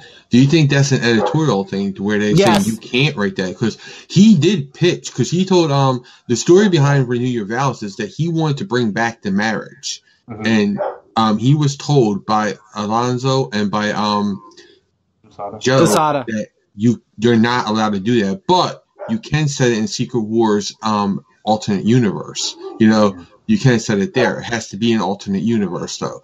And that's where that came out of. So I think Well, it's like, remember Spider-Verse. I just want to point that out. Remember Spider-Verse, that one scene where the two Spider-Men were talking and they're like, gee, we're not really that much different. And then you saw the glove come off of the one that had the wedding ring on, and they were both exactly the same. Just remember that. Oh, I know. I think it is a lot to do with editorial mandates, because Spider-Man can't be a certain way because Joe Quesada right now still does not like Peter married. And as long as he's there, they're in power, they're not really going to let him get married again. But I think Dan Slott also takes thrill in it, because I think he was given a thing where he had to write certain things, and then instead of getting bummed out when he got all the hate stuff, he started to feed off of it. Yep. And he puts it out there. Like, he makes people come and at him now. Like, he'll say, like, at cons, he'll be like, yeah, I'm doing this. I'm killing, this person. I don't care, and people don't know if he's joking or if he's telling the truth, because, it's Dan Slott. He could be telling you the truth and just making it sound like a joke, because he did that at one of the cons when I think it was when he said about Peter Parker was going to die and Doc Octopus was going to take over. He said it and people didn't believe him, but yeah, I think it's not all his fault, but I do think that he needs a break from it. Someone else needs to take over creatively, or maybe give him a shot of an arc all by himself, where he can write what he wants to write, How many years has he been doing Spider-Man now? 10 years now. Okay, I'm all for long runs and definitive runs on titles. I think we don't see enough of that. I'm a fan of it. If they're good. Yeah, if they're good.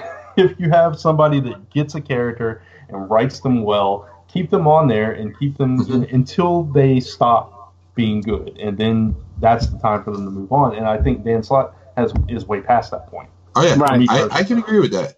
I just don't know if Marvel understands that, because financially speaking, Amazing Spider-Man is the only comic in the last couple of years that have consistently been at the top, and that's just because it's Amazing Spider-Man, Yeah. It's their flagship title. Even though Marvel said over the last couple of years it wasn't, it was this title and that title, it kept changing it. Their flagship title is always going to be Amazing Spider-Man, and it's been in the top. And that's there was one point where it was the only book last year, and 1 month where it was the only Marvel book that made the top 10 or something like that, and it was bad, But that's the reason why I think Dan Slott, as much as fans complain about it, as much as we say he needs a break, we still buy the book. So, and I'm guilty. I always say I'm guilty for that, because I buy all of Marvel and all of DC. So I'm guilty for both ends of it.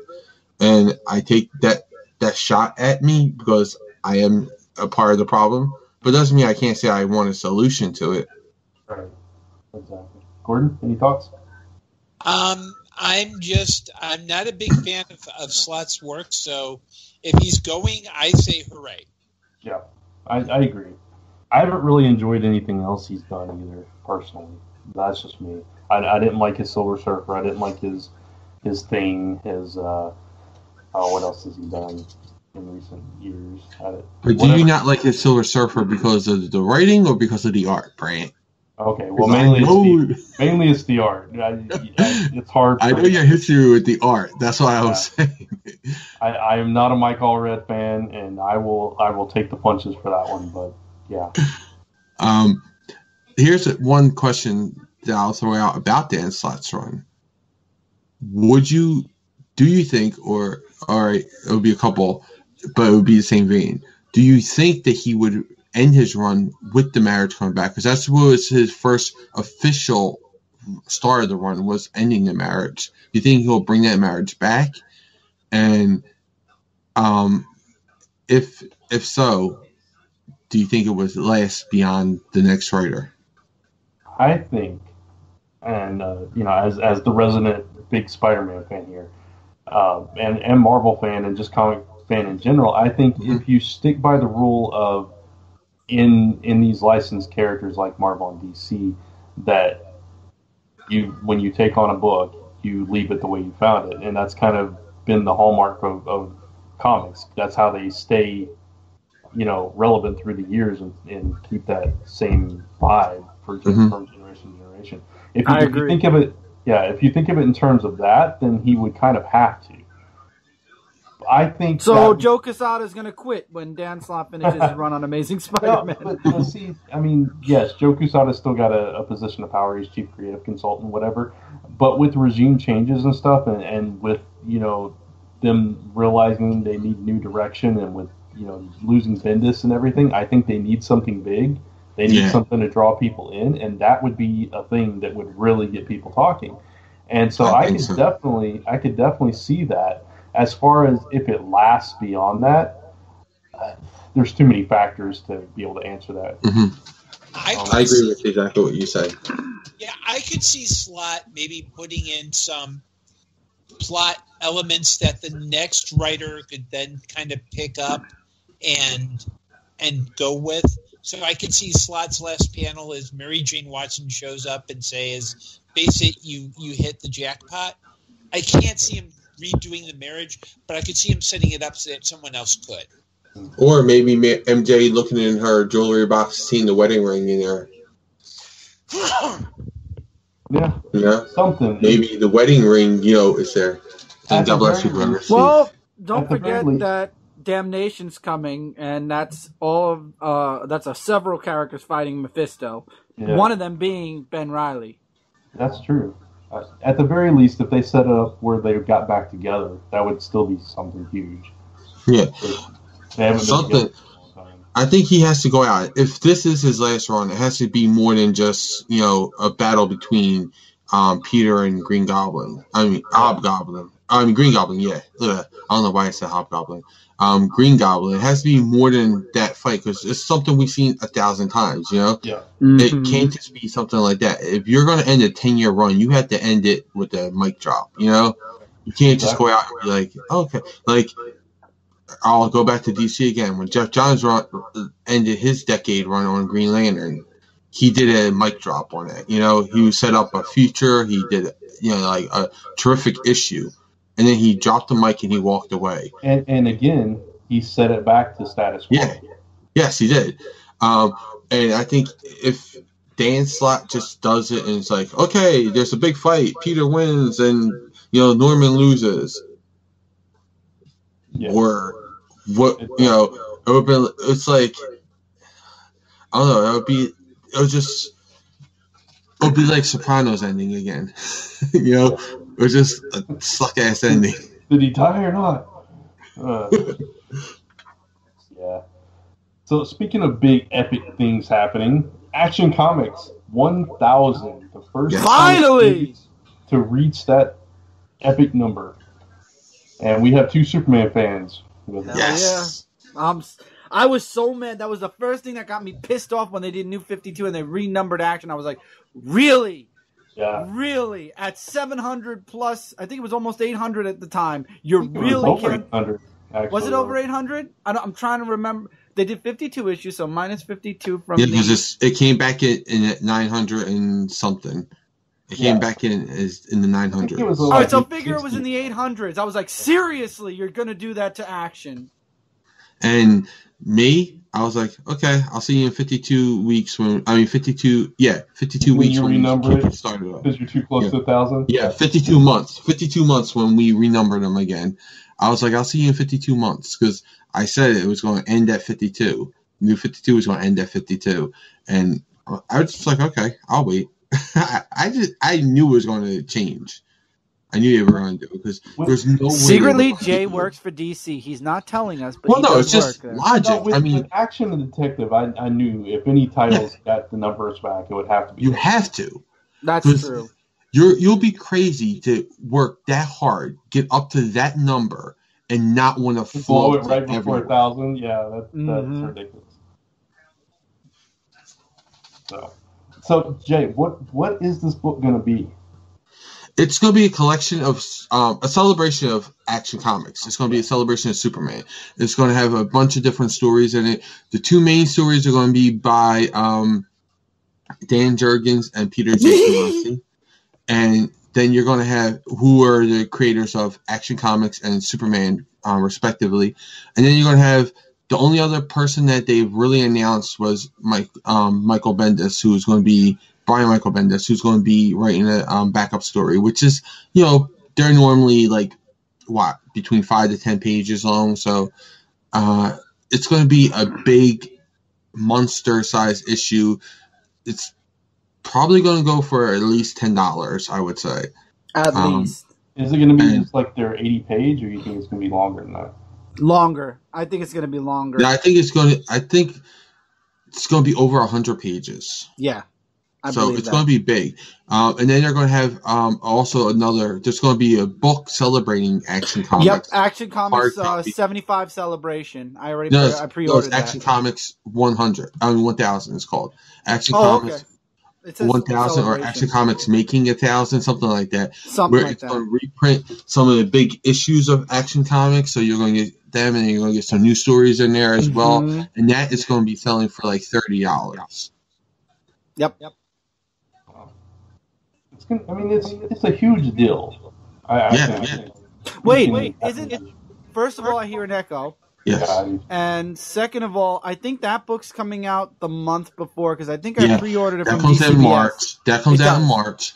And then Action Comics in March is right now. Action Comics is bi-monthly, which is every 2 weeks, and they're taking you mean bi-weekly? Well, it's both correct. Bi-weekly and bi-monthly. It could be either way. Because you could say it comes out twice a week or twice every other week. Same thing with month. So what it is they're going to do March is going to be issue number 999, and then they're taking the second week that it will come out off. They're delaying it. It's going to come out sometime in April, which will coincide with the 80th anniversary of Action Comics. Right. And that's when the book comes out. That coincidentally coincides with the 9-year anniversary of Zone 4. Wow. Woo! So we know what we're going to be putting in the 9-year celebration. That's our April topic right there. Action Comics 1000. Woo! That's cool. 80 years in the making, people. Yeah. That's crazy. All right, let's see. What else we have coming up in 2018? We've got, the Black Panther movie is next month. Yay! Yeah, I'm looking forward to this one. Everything I've seen about it looks really cool. I just haven't seen that moment in the trailer that's like, this is Black Panther. I wanted that. Like, when Superman takes off, you're like, yes, that's Superman. And when Spider-Man swung in that first movie, when Tobey Maguire starts swinging across the skyline in New York, I was like, that's Spider-Man, I haven't had that moment with Black Panther yet. And I'm hoping to see it actually in the movie or something, because I doubt there will be another trailer, But, okay, continue, Jay. I'm sorry. No, that's it. I just want to see that moment that I'd be like, yes, this is Black Panther. I do enjoy the character. Yeah. I just think it's really cool that this particular character is getting the spotlight on the big screen. I think it's really cool, and I can't wait to see it and to hear everybody's reaction of it, I guess. So we'll see. I'm the black sheep of this crew here. I'm not a fan of Black Panther, the character. So for me, the movie's just eh.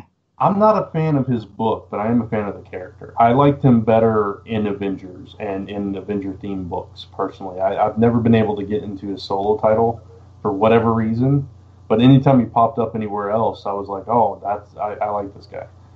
I think this is a really good movie. I think I'm really eager to see this. I've never been a Black Panther fan, but from what I've seen of the trailers and everything I've read about it, I want to see this movie. Yeah, conceptually I love the idea of the marriage of that technology with a lesser developed kind of culture in a way. It's a very interesting concept, and I'm curious to see how well they bring that to life in the film too. So that's one of 4 Marvel movies this year. Yep. Yeah, and there would have been 5, but it got pushed back because New Mutants got pushed back until next year. All right. Yeah, that was supposed to come out this year. Wasn't scary enough. So we've got Deadpool 2, which I actually liked the first one a lot. I thought it was hilarious. Not everybody agrees, but I'm looking forward to it. Ant-Man and the Wasp, we got coming out.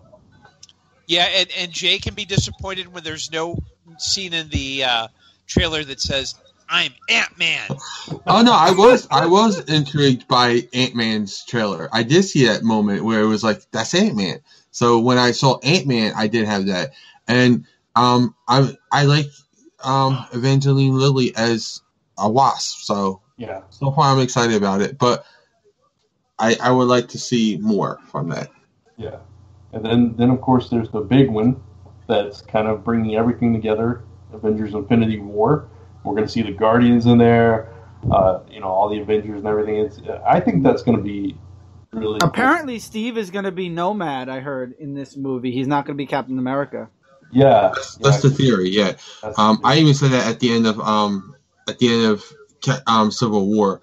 It was Civil War. I said he'll probably be Nomad because he goes to Wakanda. And he's no longer Captain America, so I was like, he'll probably become Nomad in that. Yeah. So this is one of those things that it's dipping into. We've already seen like the Avengers come together, so we've had that big epic moment. There's Justice League 2, so we'll just toss that out there. Big teams coming together and everything, and now we're dipping into the events, the actual events from the comics coming to life on the big screen, and whether or not the comic publisher is doing things right, I love Marvel movies. They haven't really disappointed me, and I can't wait for this one personally. Yeah, and then I think this is going to be good. I think Infinity War is going to be good, but I could also see where it's going to be really bad because of so many characters in it. So this would be like the true test of Marvel if they can pull off all these characters in one movie. Because you're literally having every character that's been in a Marvel movie to date in this movie, Yep. You know what? There are 5. X-Men Dark Phoenix. I forgot about that one. Yes. There would have been 6. Yeah, there would have been. Did you count Venom too? Oh, is that actually coming out? Yeah, that's supposed to be coming out. Yeah, that's coming out next year. Wow. This year, you mean? This year. Sorry. This year. Yeah. This year. And Tom Holland may be in it. That's just too much. Seriously. Even though it's not supposed to connect to the Marvel universe, but because Tom Holland, because the Spider-Man universe, what is it? Venom does not connect to the Spider-Man universe, but Spider-Man can connect to the Venom universe. That's what the thing is. Yeah, that's what the revision. I agree. That was what Marvel allowed Sony to say. That is so stupid. Like they're all connected, and they were like, "No, you're not a part of our universe." Disney should have bought Sony. That's what should have happened. You're telling me.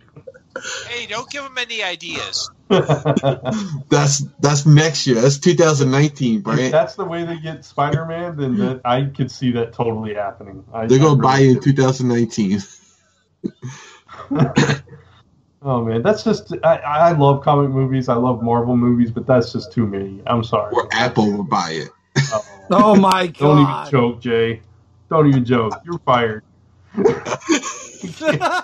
Wow. I'm excited. It's either going to be Apple or Disney. He got so mad that he fired Jay off of the podcast. That is the shortest career on some floor. You're fired from Frontline, too. Let's just fire you. Oh, my God. I'm fired from life. I'm fired from life. But we can console ourselves with the thought of Spider-Man Into the Spider-Verse. Yes. There you go. I wasn't crazy about the trailer. I didn't like the animation for it. I thought it was That's right, you did. I thought it was very like, oh, we're trying to be DreamWorks. I didn't mind it. I liked it. I thought it was pretty cool. And if that's the only way we're going to be able to get Miles up there, then I'm cool with it because I think he deserves it. Which brings up a point. A lot of people did not like this because they're like, oh, you're including Peter in it and it's titled Into the Spider-Verse. You know, why you got to do that? Why can't you just have a straight up Miles Morales movie? And Yeah. I think you kind of have to put it into a Spider-Verse alternate reality thing because how else would you explain Miles Morales without Peter dying? Right, exactly. That's true. I think maybe it's people don't know that history. Maybe they... Yeah.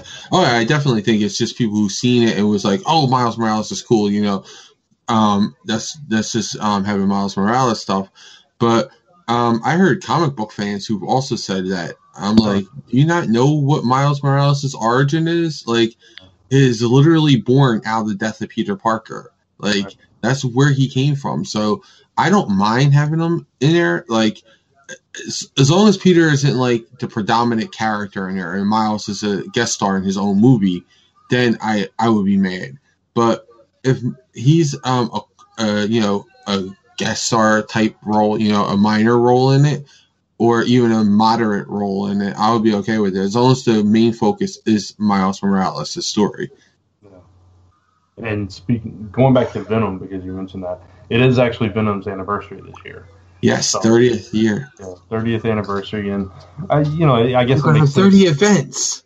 Yeah, I guess. Well, we kind of are. He's popping up everywhere. But I guess it makes sense for them to do a movie. Sony's version of Venom before was not good, and I'm kind of scared of this one. And I like Venom as a character, but so much overkill. He's become the new Punisher or Deadpool. He's just everywhere, and I'm sick of him now. Oh, and yeah. now we're going to get even more. But now of him. that Disney, and this is why Disney should buy Sony, because you could do the Deadpool versus Venom, watch them both kill each other, and be happy with it. Yep. There you go. Or Deadpool gets the Venom symbiote, and they shoot him off into space like they did Hulk. Hey, I would say this. Deadpool Back in Black was a good miniseries last year. That's all I'm going to say. It was. Where he had the Venom costume. It was a good book. Okay. They made a Marvel Legend figure, and that thing sold out like hotcakes. But Deadpool in Venomverse, not so much. Venomverse. Venomverse in general, not so the much. event that should have never happened, and it's coming back to haunt us again. Coming back to haunt you. And again, I won't be reading I'm it. not reading it. No, I'm not reading it. I think Let's talk about Power Rangers Shattered Grid. Sure, why not? What a good segue, Gordon. This I'm looking forward to. It's big time. We're only 2 more issues away, 2 months away from it. I can't wait for this. And I'm hoping, because they announced already that Power Rangers Super Ninja Steel, the Power Rangers of this season, will have a 25th anniversary celebration. I'm hoping we see Lord Draken cross from the comics to the TV show. Jason David Frank already said that he would do it in a heartbeat. So, and he had an Instagram picture in the Lord Draken costume. Well, that's just a cosplay, though. That's just a cosplay he commissioned. He commissioned a cosplay because he's going to do at Power Morphicon. He wants to do a special meet and greet photo op where you pay an insane amount of money to take a picture with him with it, and all the proceeds will go to a charity, or a couple of charities where, so he wants to do it to raise money. And it would be the only time he would wear it at a con would be that one time. So it's a once in a lifetime thing. He wants to charge an insane amount of money, he said, for it, just so he can get people to donate the money to charity, which is good. So are you looking forward to Shattered Grid, Chris? Yes, I am. I'm sorry, I'm a Power Rangers fan, so of course I'm looking forward to Shattered Grid. I'm not even sorry about being a Power Rangers fan. I don't care. Don't apologize. I'm a Power Rangers fan. I'm not probably the most ashamed of vocal. saying it. I'm a Power Ranger fan, and I love Sentai, and I love Kamen Rider. I mean, I'm not afraid. But It's not like the 90s where you got to be careful. I was never ashamed of it in the 90s either. I don't care what people think about me. I was a kid in the 90s. What did I have to worry about? Yeah, I've always been very secure in who I am, so I don't care what anybody thinks about me. That's just me. I brought comic books to school to read. Don't tell me. I wasn't ashamed of nothing. My teachers looked at me weird, but I still read them. So yeah, I think this could be great for the comics, but I'm also hoping it crosses over to make the TV show better, because the 20th anniversary, it was the 21st anniversary. They actually celebrated it, because it was promoted for 2 years. It was supposed to be the 20th anniversary celebration, but it wound up being in the 21st season of Super Mega Force. It wasn't anything. It was like a dud. It was an insult to anyone who watched the Go Kaiger big crossover. It was an insult. It was just a letdown. I just want this celebration to be so big, and the best way to do it, honestly, would be bringing in Lord Draken. That would be something that no one would expect, and it would blow up huge for Power Rangers. So if Saban has a lick of sense in him, dude, bring Draken onto Super Ninja Steel. Yes. And I think we're the only ones who watch it and read it. Yeah, we are. Not a Power Rangers guy myself. Gordon, I know you're all about them Power Rangers. No, I'm not. He was like, I only brought it up to shut them up and to get it out of the way. Get the show moving. Yeah. All right, so we talked a lot about Marvel. Let's talk about DC. Black Lightning, which debuted this week, right? On Tuesday. I haven't had a chance to see it yet, but it's cool. Was it any good, Jay? I'm sure you watched it. I liked it overall. It was a really good show, but I had some minor issues with it that I'll discuss in further detail on Media Minutes. But there's a few minor things that it's just that, like, the way that they portrayed certain things, like every white cop was racist, that I didn't like. You know, they showed a couple scenes with white cops, and each and every one of them were racist. I thought that was like overkill. And I think he was a little too violent in one scene, Black Lightning. Okay. So, I'm not interested in this at all. But it's a good show. It's a really good show. It's different than anything from DC TV, I would say that. It's different from any other superhero show in that it's very grounded in reality while also doing this super realism, superheroism. But I really liked it. I thought it was a really good start to the show. Gordon, did you watch it? I know I haven't, but I'm looking forward to watching it. So, what episode of Media Madness is that, Jay? That you talked about? It's episode 170, which will be airing on Friday the 19th, because today's 18th, right? Yeah. So Friday the January 19th. It'll be episode 170.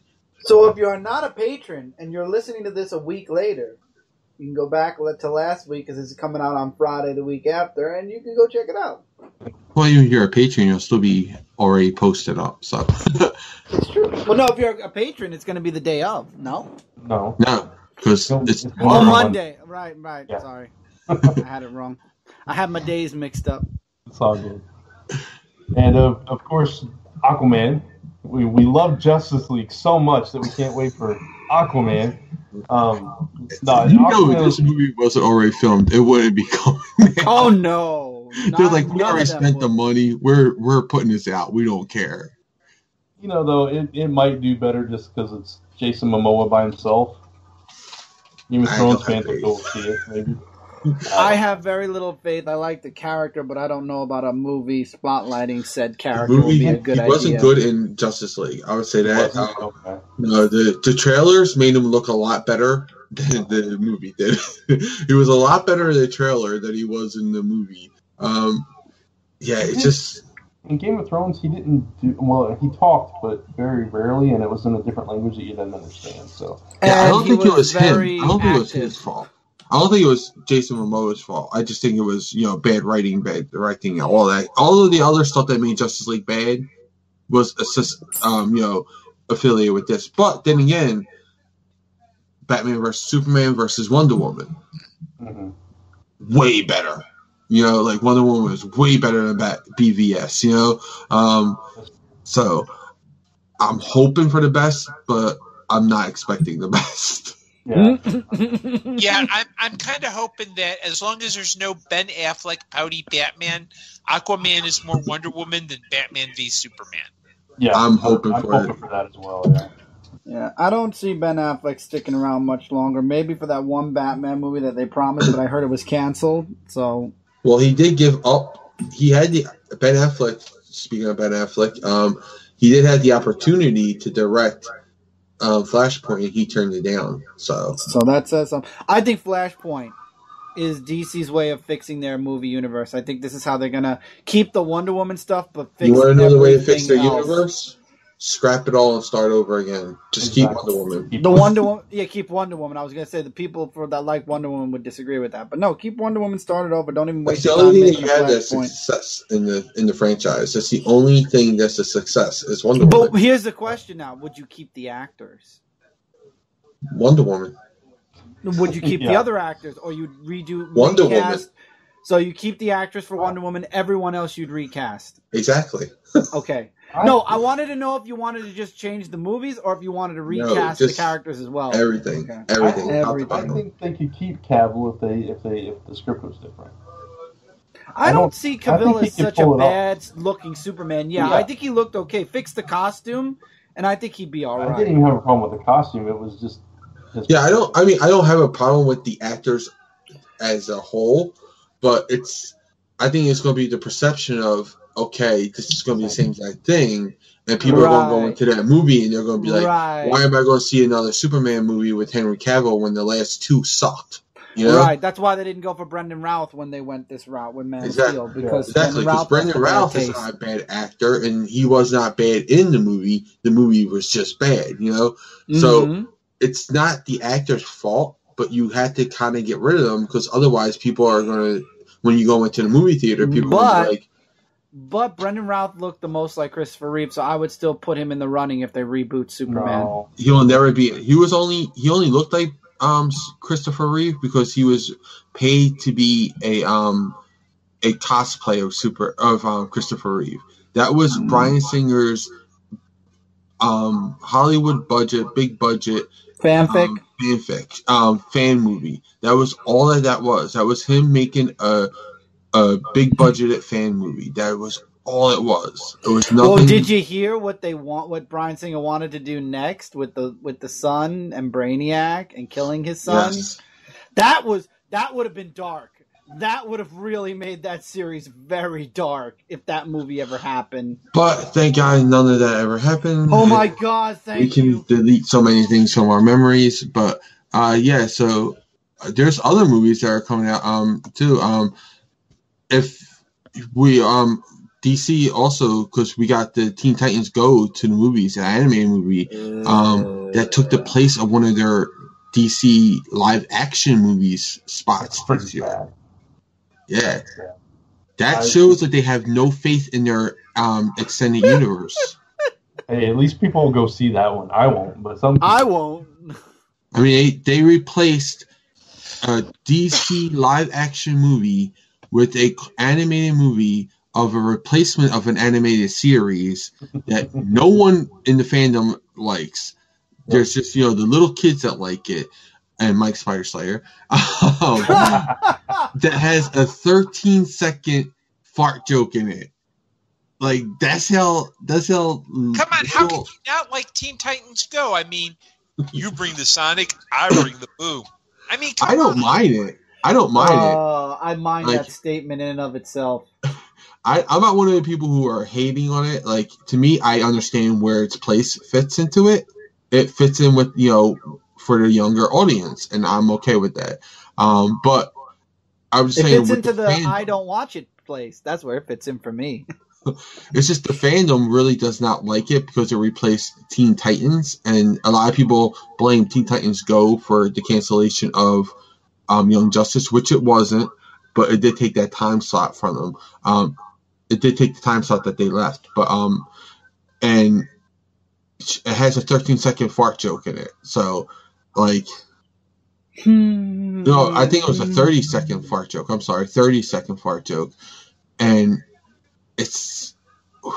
I just can't. This just shows how little faith WB has in the DC movies, that they were like, you know what, we're pulling a live action movie, we're putting this in there. Yeah. Dude, only one movie did well, and it was Wonder Woman.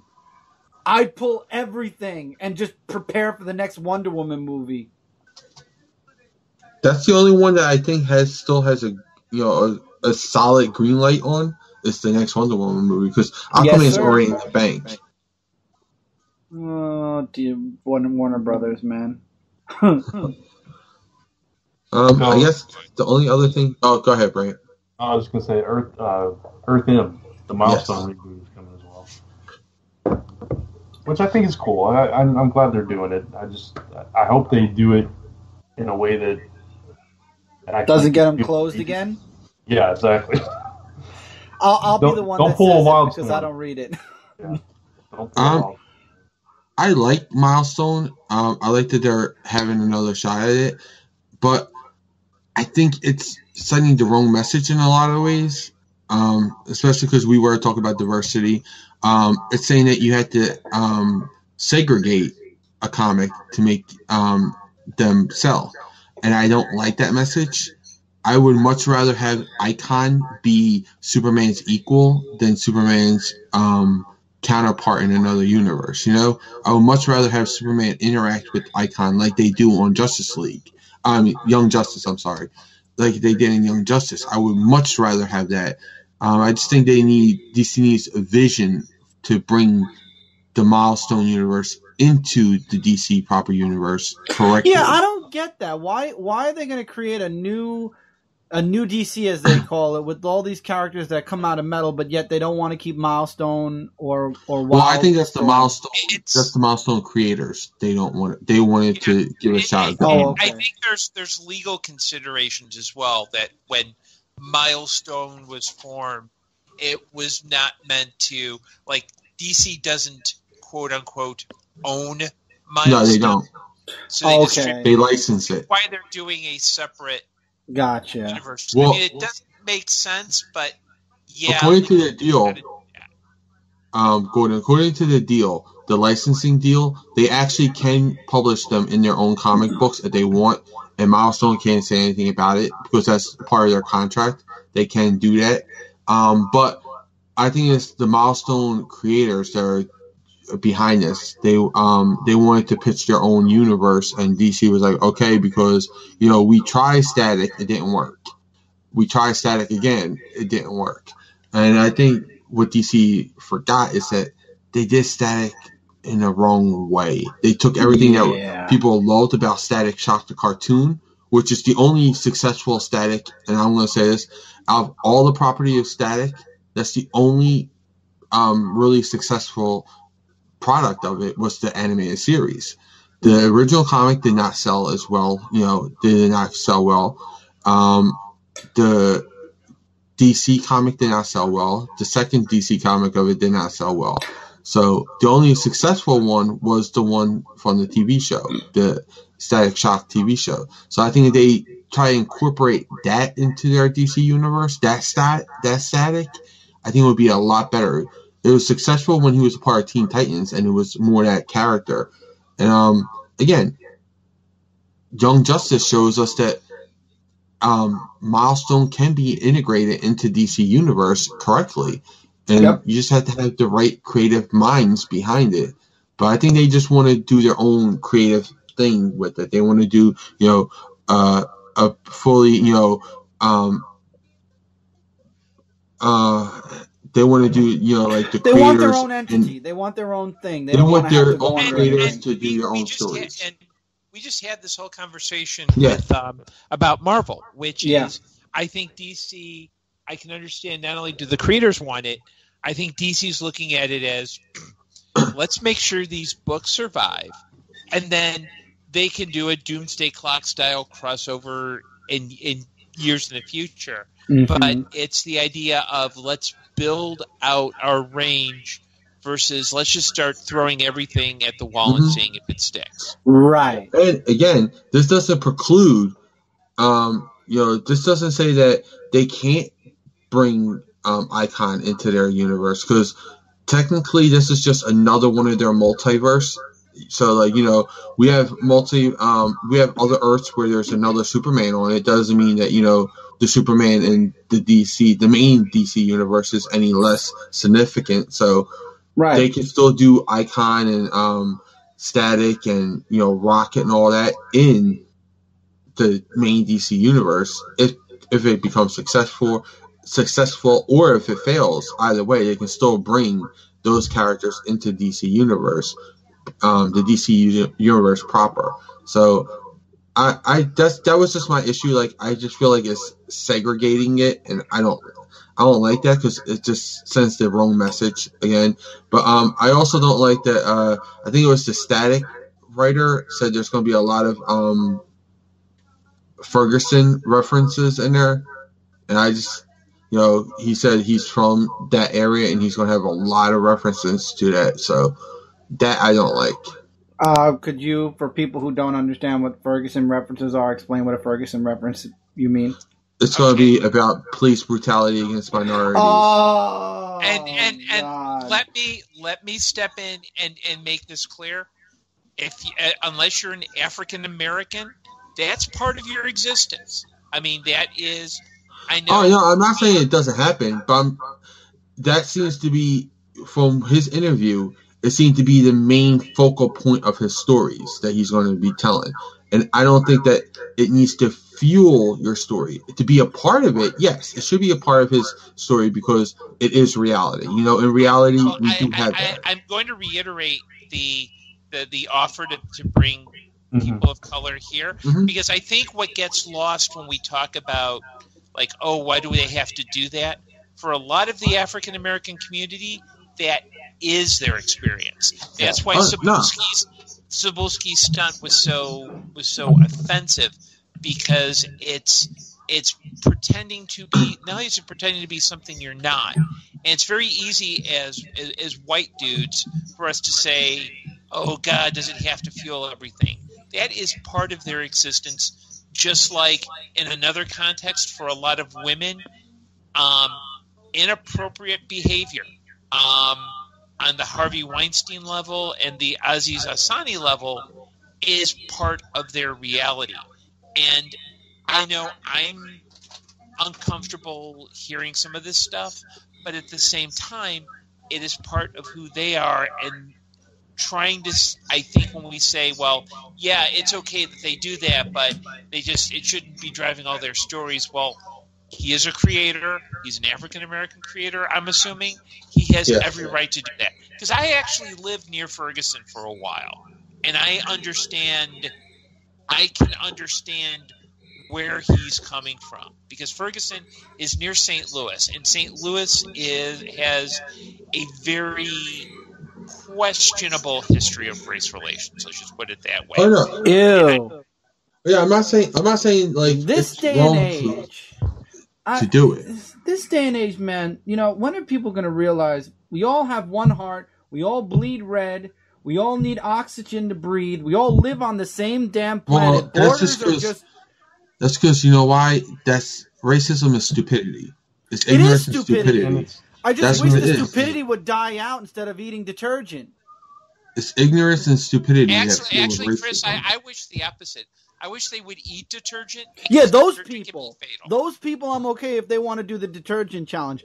But I mean, I'm so angry. As a person, I am 31 years old. I've grown up in New York City. Brooklyn, New York.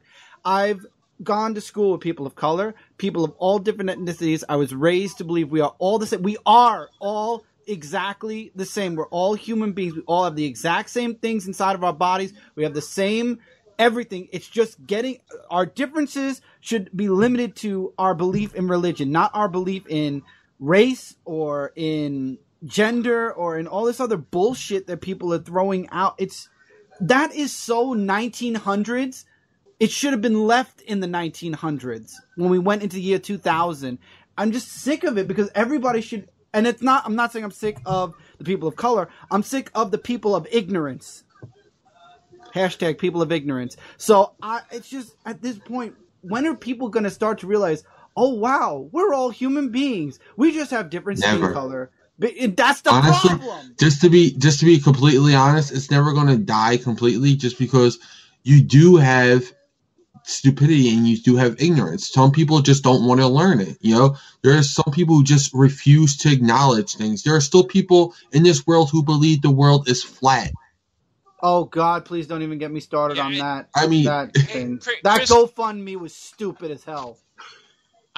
Chris, if I may interject for a moment, you make some good points. I think the main issue is that the people who want to wallow in their ignorance hurt other people. Not only do they hurt other people, they don't want to move out of that ignorance. Yeah. That's why with Brant, I offered to have people, because I think to have actual people of color and to actually start talking about this, because it's a huge issue that we could go hours on, and I know Brant's probably starting to nod off already, but I think or wanting to strangle us, one of the two. I think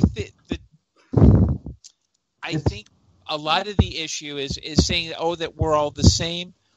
We have in our current culture a small group that has said that's not cool. I think now what we're seeing is we're entering into talking about race, issues around gender, all this, this kind of quote unquote diversity stuff is an awkward conversation.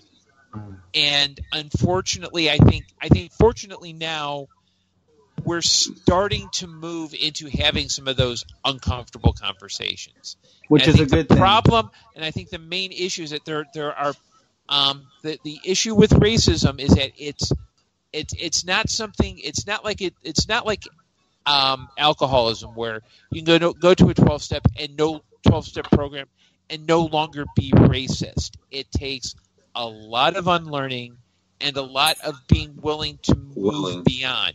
And I think it's one of those things that I think there's a great conversation to have, and I'm not shutting you down, but I think that it's not as simple as, why don't races become better? Well, they don't want to be better. That's something that people have been asking for a very long time.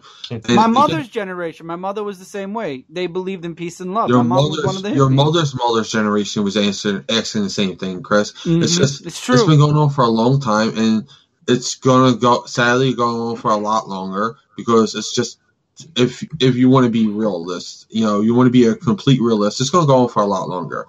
And it's just something that we had to keep talking about, despite the uncomfortableness. Like Gordon said, you have to keep facing it, because if you don't face it, then you repeat it, and that's the part of the problem. It's, again, ignorance is the main problem behind racism. Yep. But it's why things like a Black Panther movie, or like a Black Lightning TV show, or like Milestone coming are back important. Are very important, and why things like the Cebulski issue are very important to get to as well. And again, I'm not against Earth-M, because I am buying that. I like Earth-M. I just think it would be better if it was integrated into DC, because then it'll show that, it's all one world, and not, we had to, because it goes back to segregation, we can have the white comic book characters over here, and then we're going to put all the comic book characters of color over here.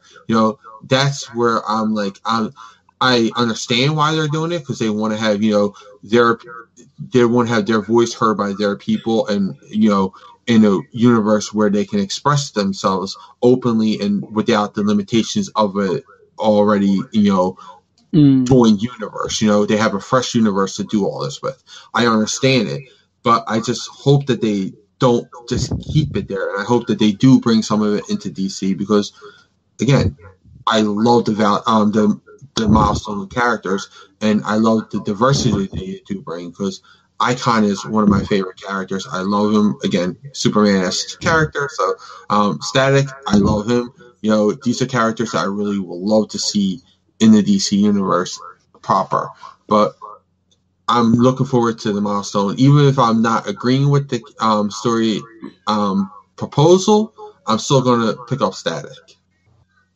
Well, I think that would be another one we could revisit, like Gordon said, when we get that panel on here, and which would Yeah, be let cool. me- Also, that's already 2 episode ideas we came up with in this first I've episode been- for this year. I've been trying to pitch it for it's hard to get a group together because I've been trying to pitch this for at least 2 years now. You can ask Kat that. A diversity in comics panel where I want to get I know. I remember you talking about it. I want to get a diverse cast. I wanted to get not just white. I want to get I'm the white male, so there would be no other white males on the panel because don't want to put too many on there. Kat is a white female. We wanted to get I asked a couple black female YouTubers I know. They could do it, but they couldn't do it on certain days, and it was a big scheduling conflict. There was an Asian YouTuber I had that was willing to come on to it. A disabled YouTuber was going to be on it, but it was all scheduling conflicts that we couldn't get them all together.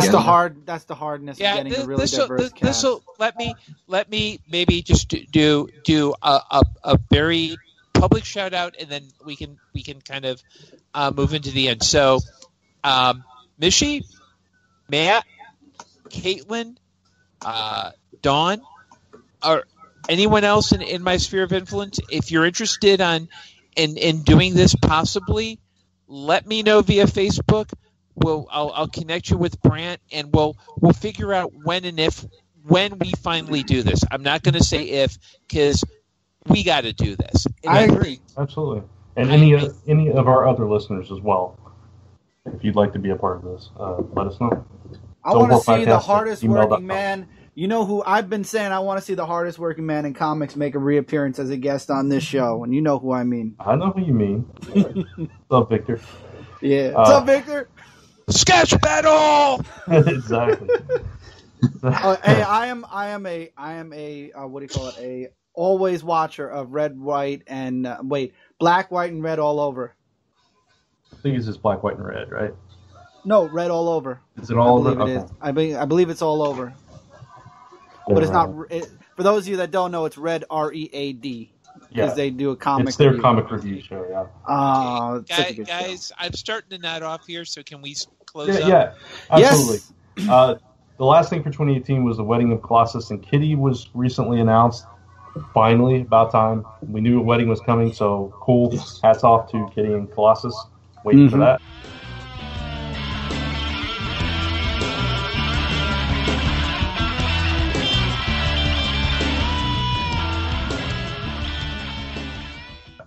And so let's wrap this show up and talk about what everybody's got coming up, and going on. Chris, we'll start with you. I have the last episode of the Dark Avenger podcast YouTube files coming up. By the time you guys hear this episode, it'll either be out or coming out the day after. No, it'll be out probably by the time this airs, both for patrons and non-patrons.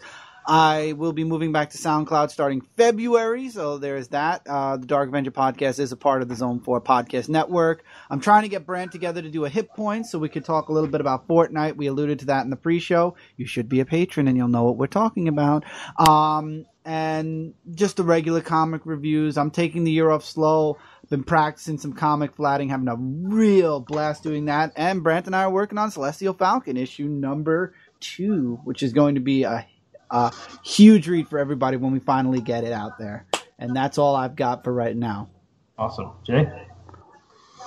All right. For me, let's see. Of course, Frontline Live is every Tuesday night at 10 o'clock p.m. on Comic Frontline at youtube.com/Comic Frontline. Check out Comic Frontline, the site, at comicfrontline.com. I do a lot of work over there. I'm going to, by the time this is up, I will have a review of what's the name? Legend of Korra Turf War Book 2 up on comicfrontline.com, a written review of it. Also, I'm a part of the Marvel Report, so that's at themarvelreport.com. And we're going to do, let's see, Black Lightning is Friday the 19th. That's that show. Then on the following Friday, I believe it is. Yes, the following Friday, it's The Gifted Season 1 we're going to cover.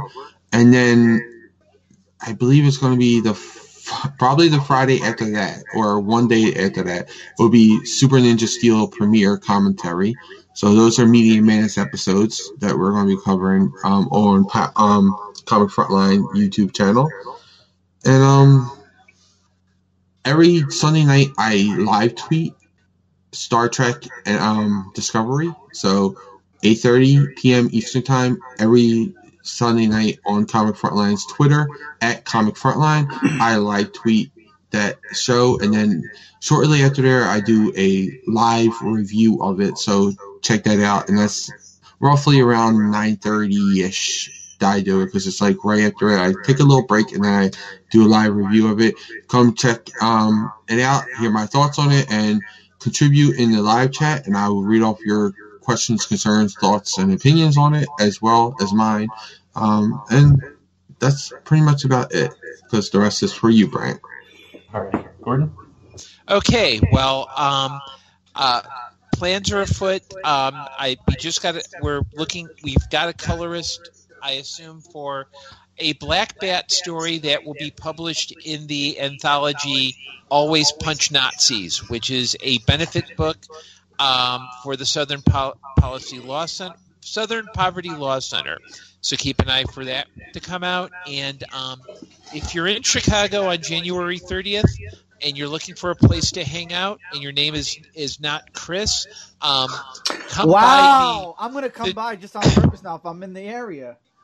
Come by New Wave Coffee for the Chicago Doctor Who Meetup Member Social. Never mind, I'll come for the coffee.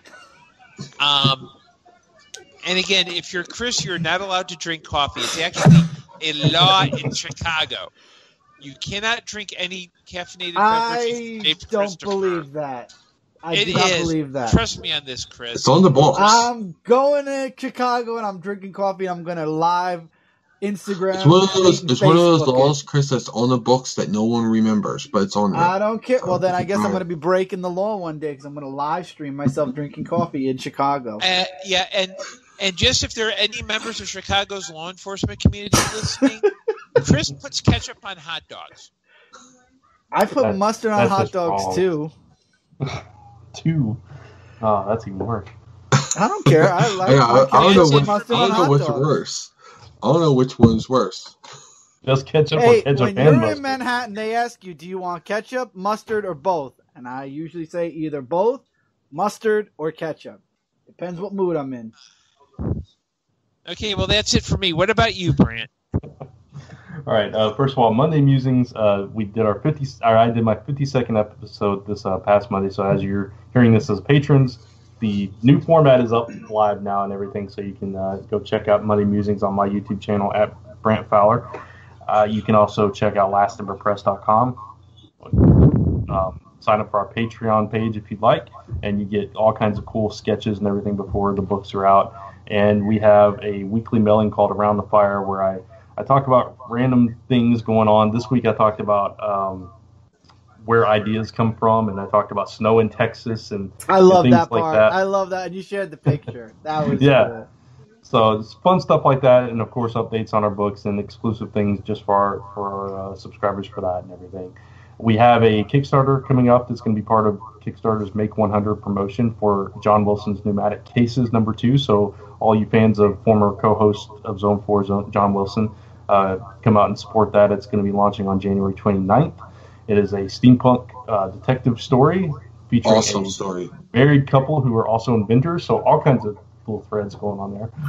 And, I've enjoyed practicing my flatting with pneumatic cases. I love the artwork inside, so definitely worth a read, everybody. And Chris is actually doing some decent flatting on that too, so it's pretty cool. I've picked really bad colors the first time around, but the second time around, I think I picked better colors. Yeah, little garish. Wow, little garish. Yeah. Okay. But let's see. Is there anything else for me? I think that might be it. Yeah, that's it. So that's it for the show, and Gordon is going to close us out. Okay, well, we'd like to thank the official bands of Zone 4, the Ray Ball Band and Society's Plague, coming soon to Eclipse Records, that you hear on the show each episode. We're also proud members of the Comics Podcast Network, although Chris's behavior tonight has put that into question. I always put that into question. You can find us on comicspodcast.com, Comic Frontline, Stitcher, iTunes, and of course Zone4Podcast.com. You'll also find Chris hanging out at Dunkin' Donuts. Hell yeah! That is until actually they raise true. the coffee, until they raise the coffee price. Don't forget that. If you have any comments, questions, or suggestions for us, including getting Chris on decaf ASAP, send those to zone4@gmail.com. And as always, thanks for listening. You are now leaving Zone 4. Good night, everybody. Good night. Bye, everybody. Unless it's morning, then good morning. This is only a test for the X-Men. This has been a Gonzo Goose production. Honk!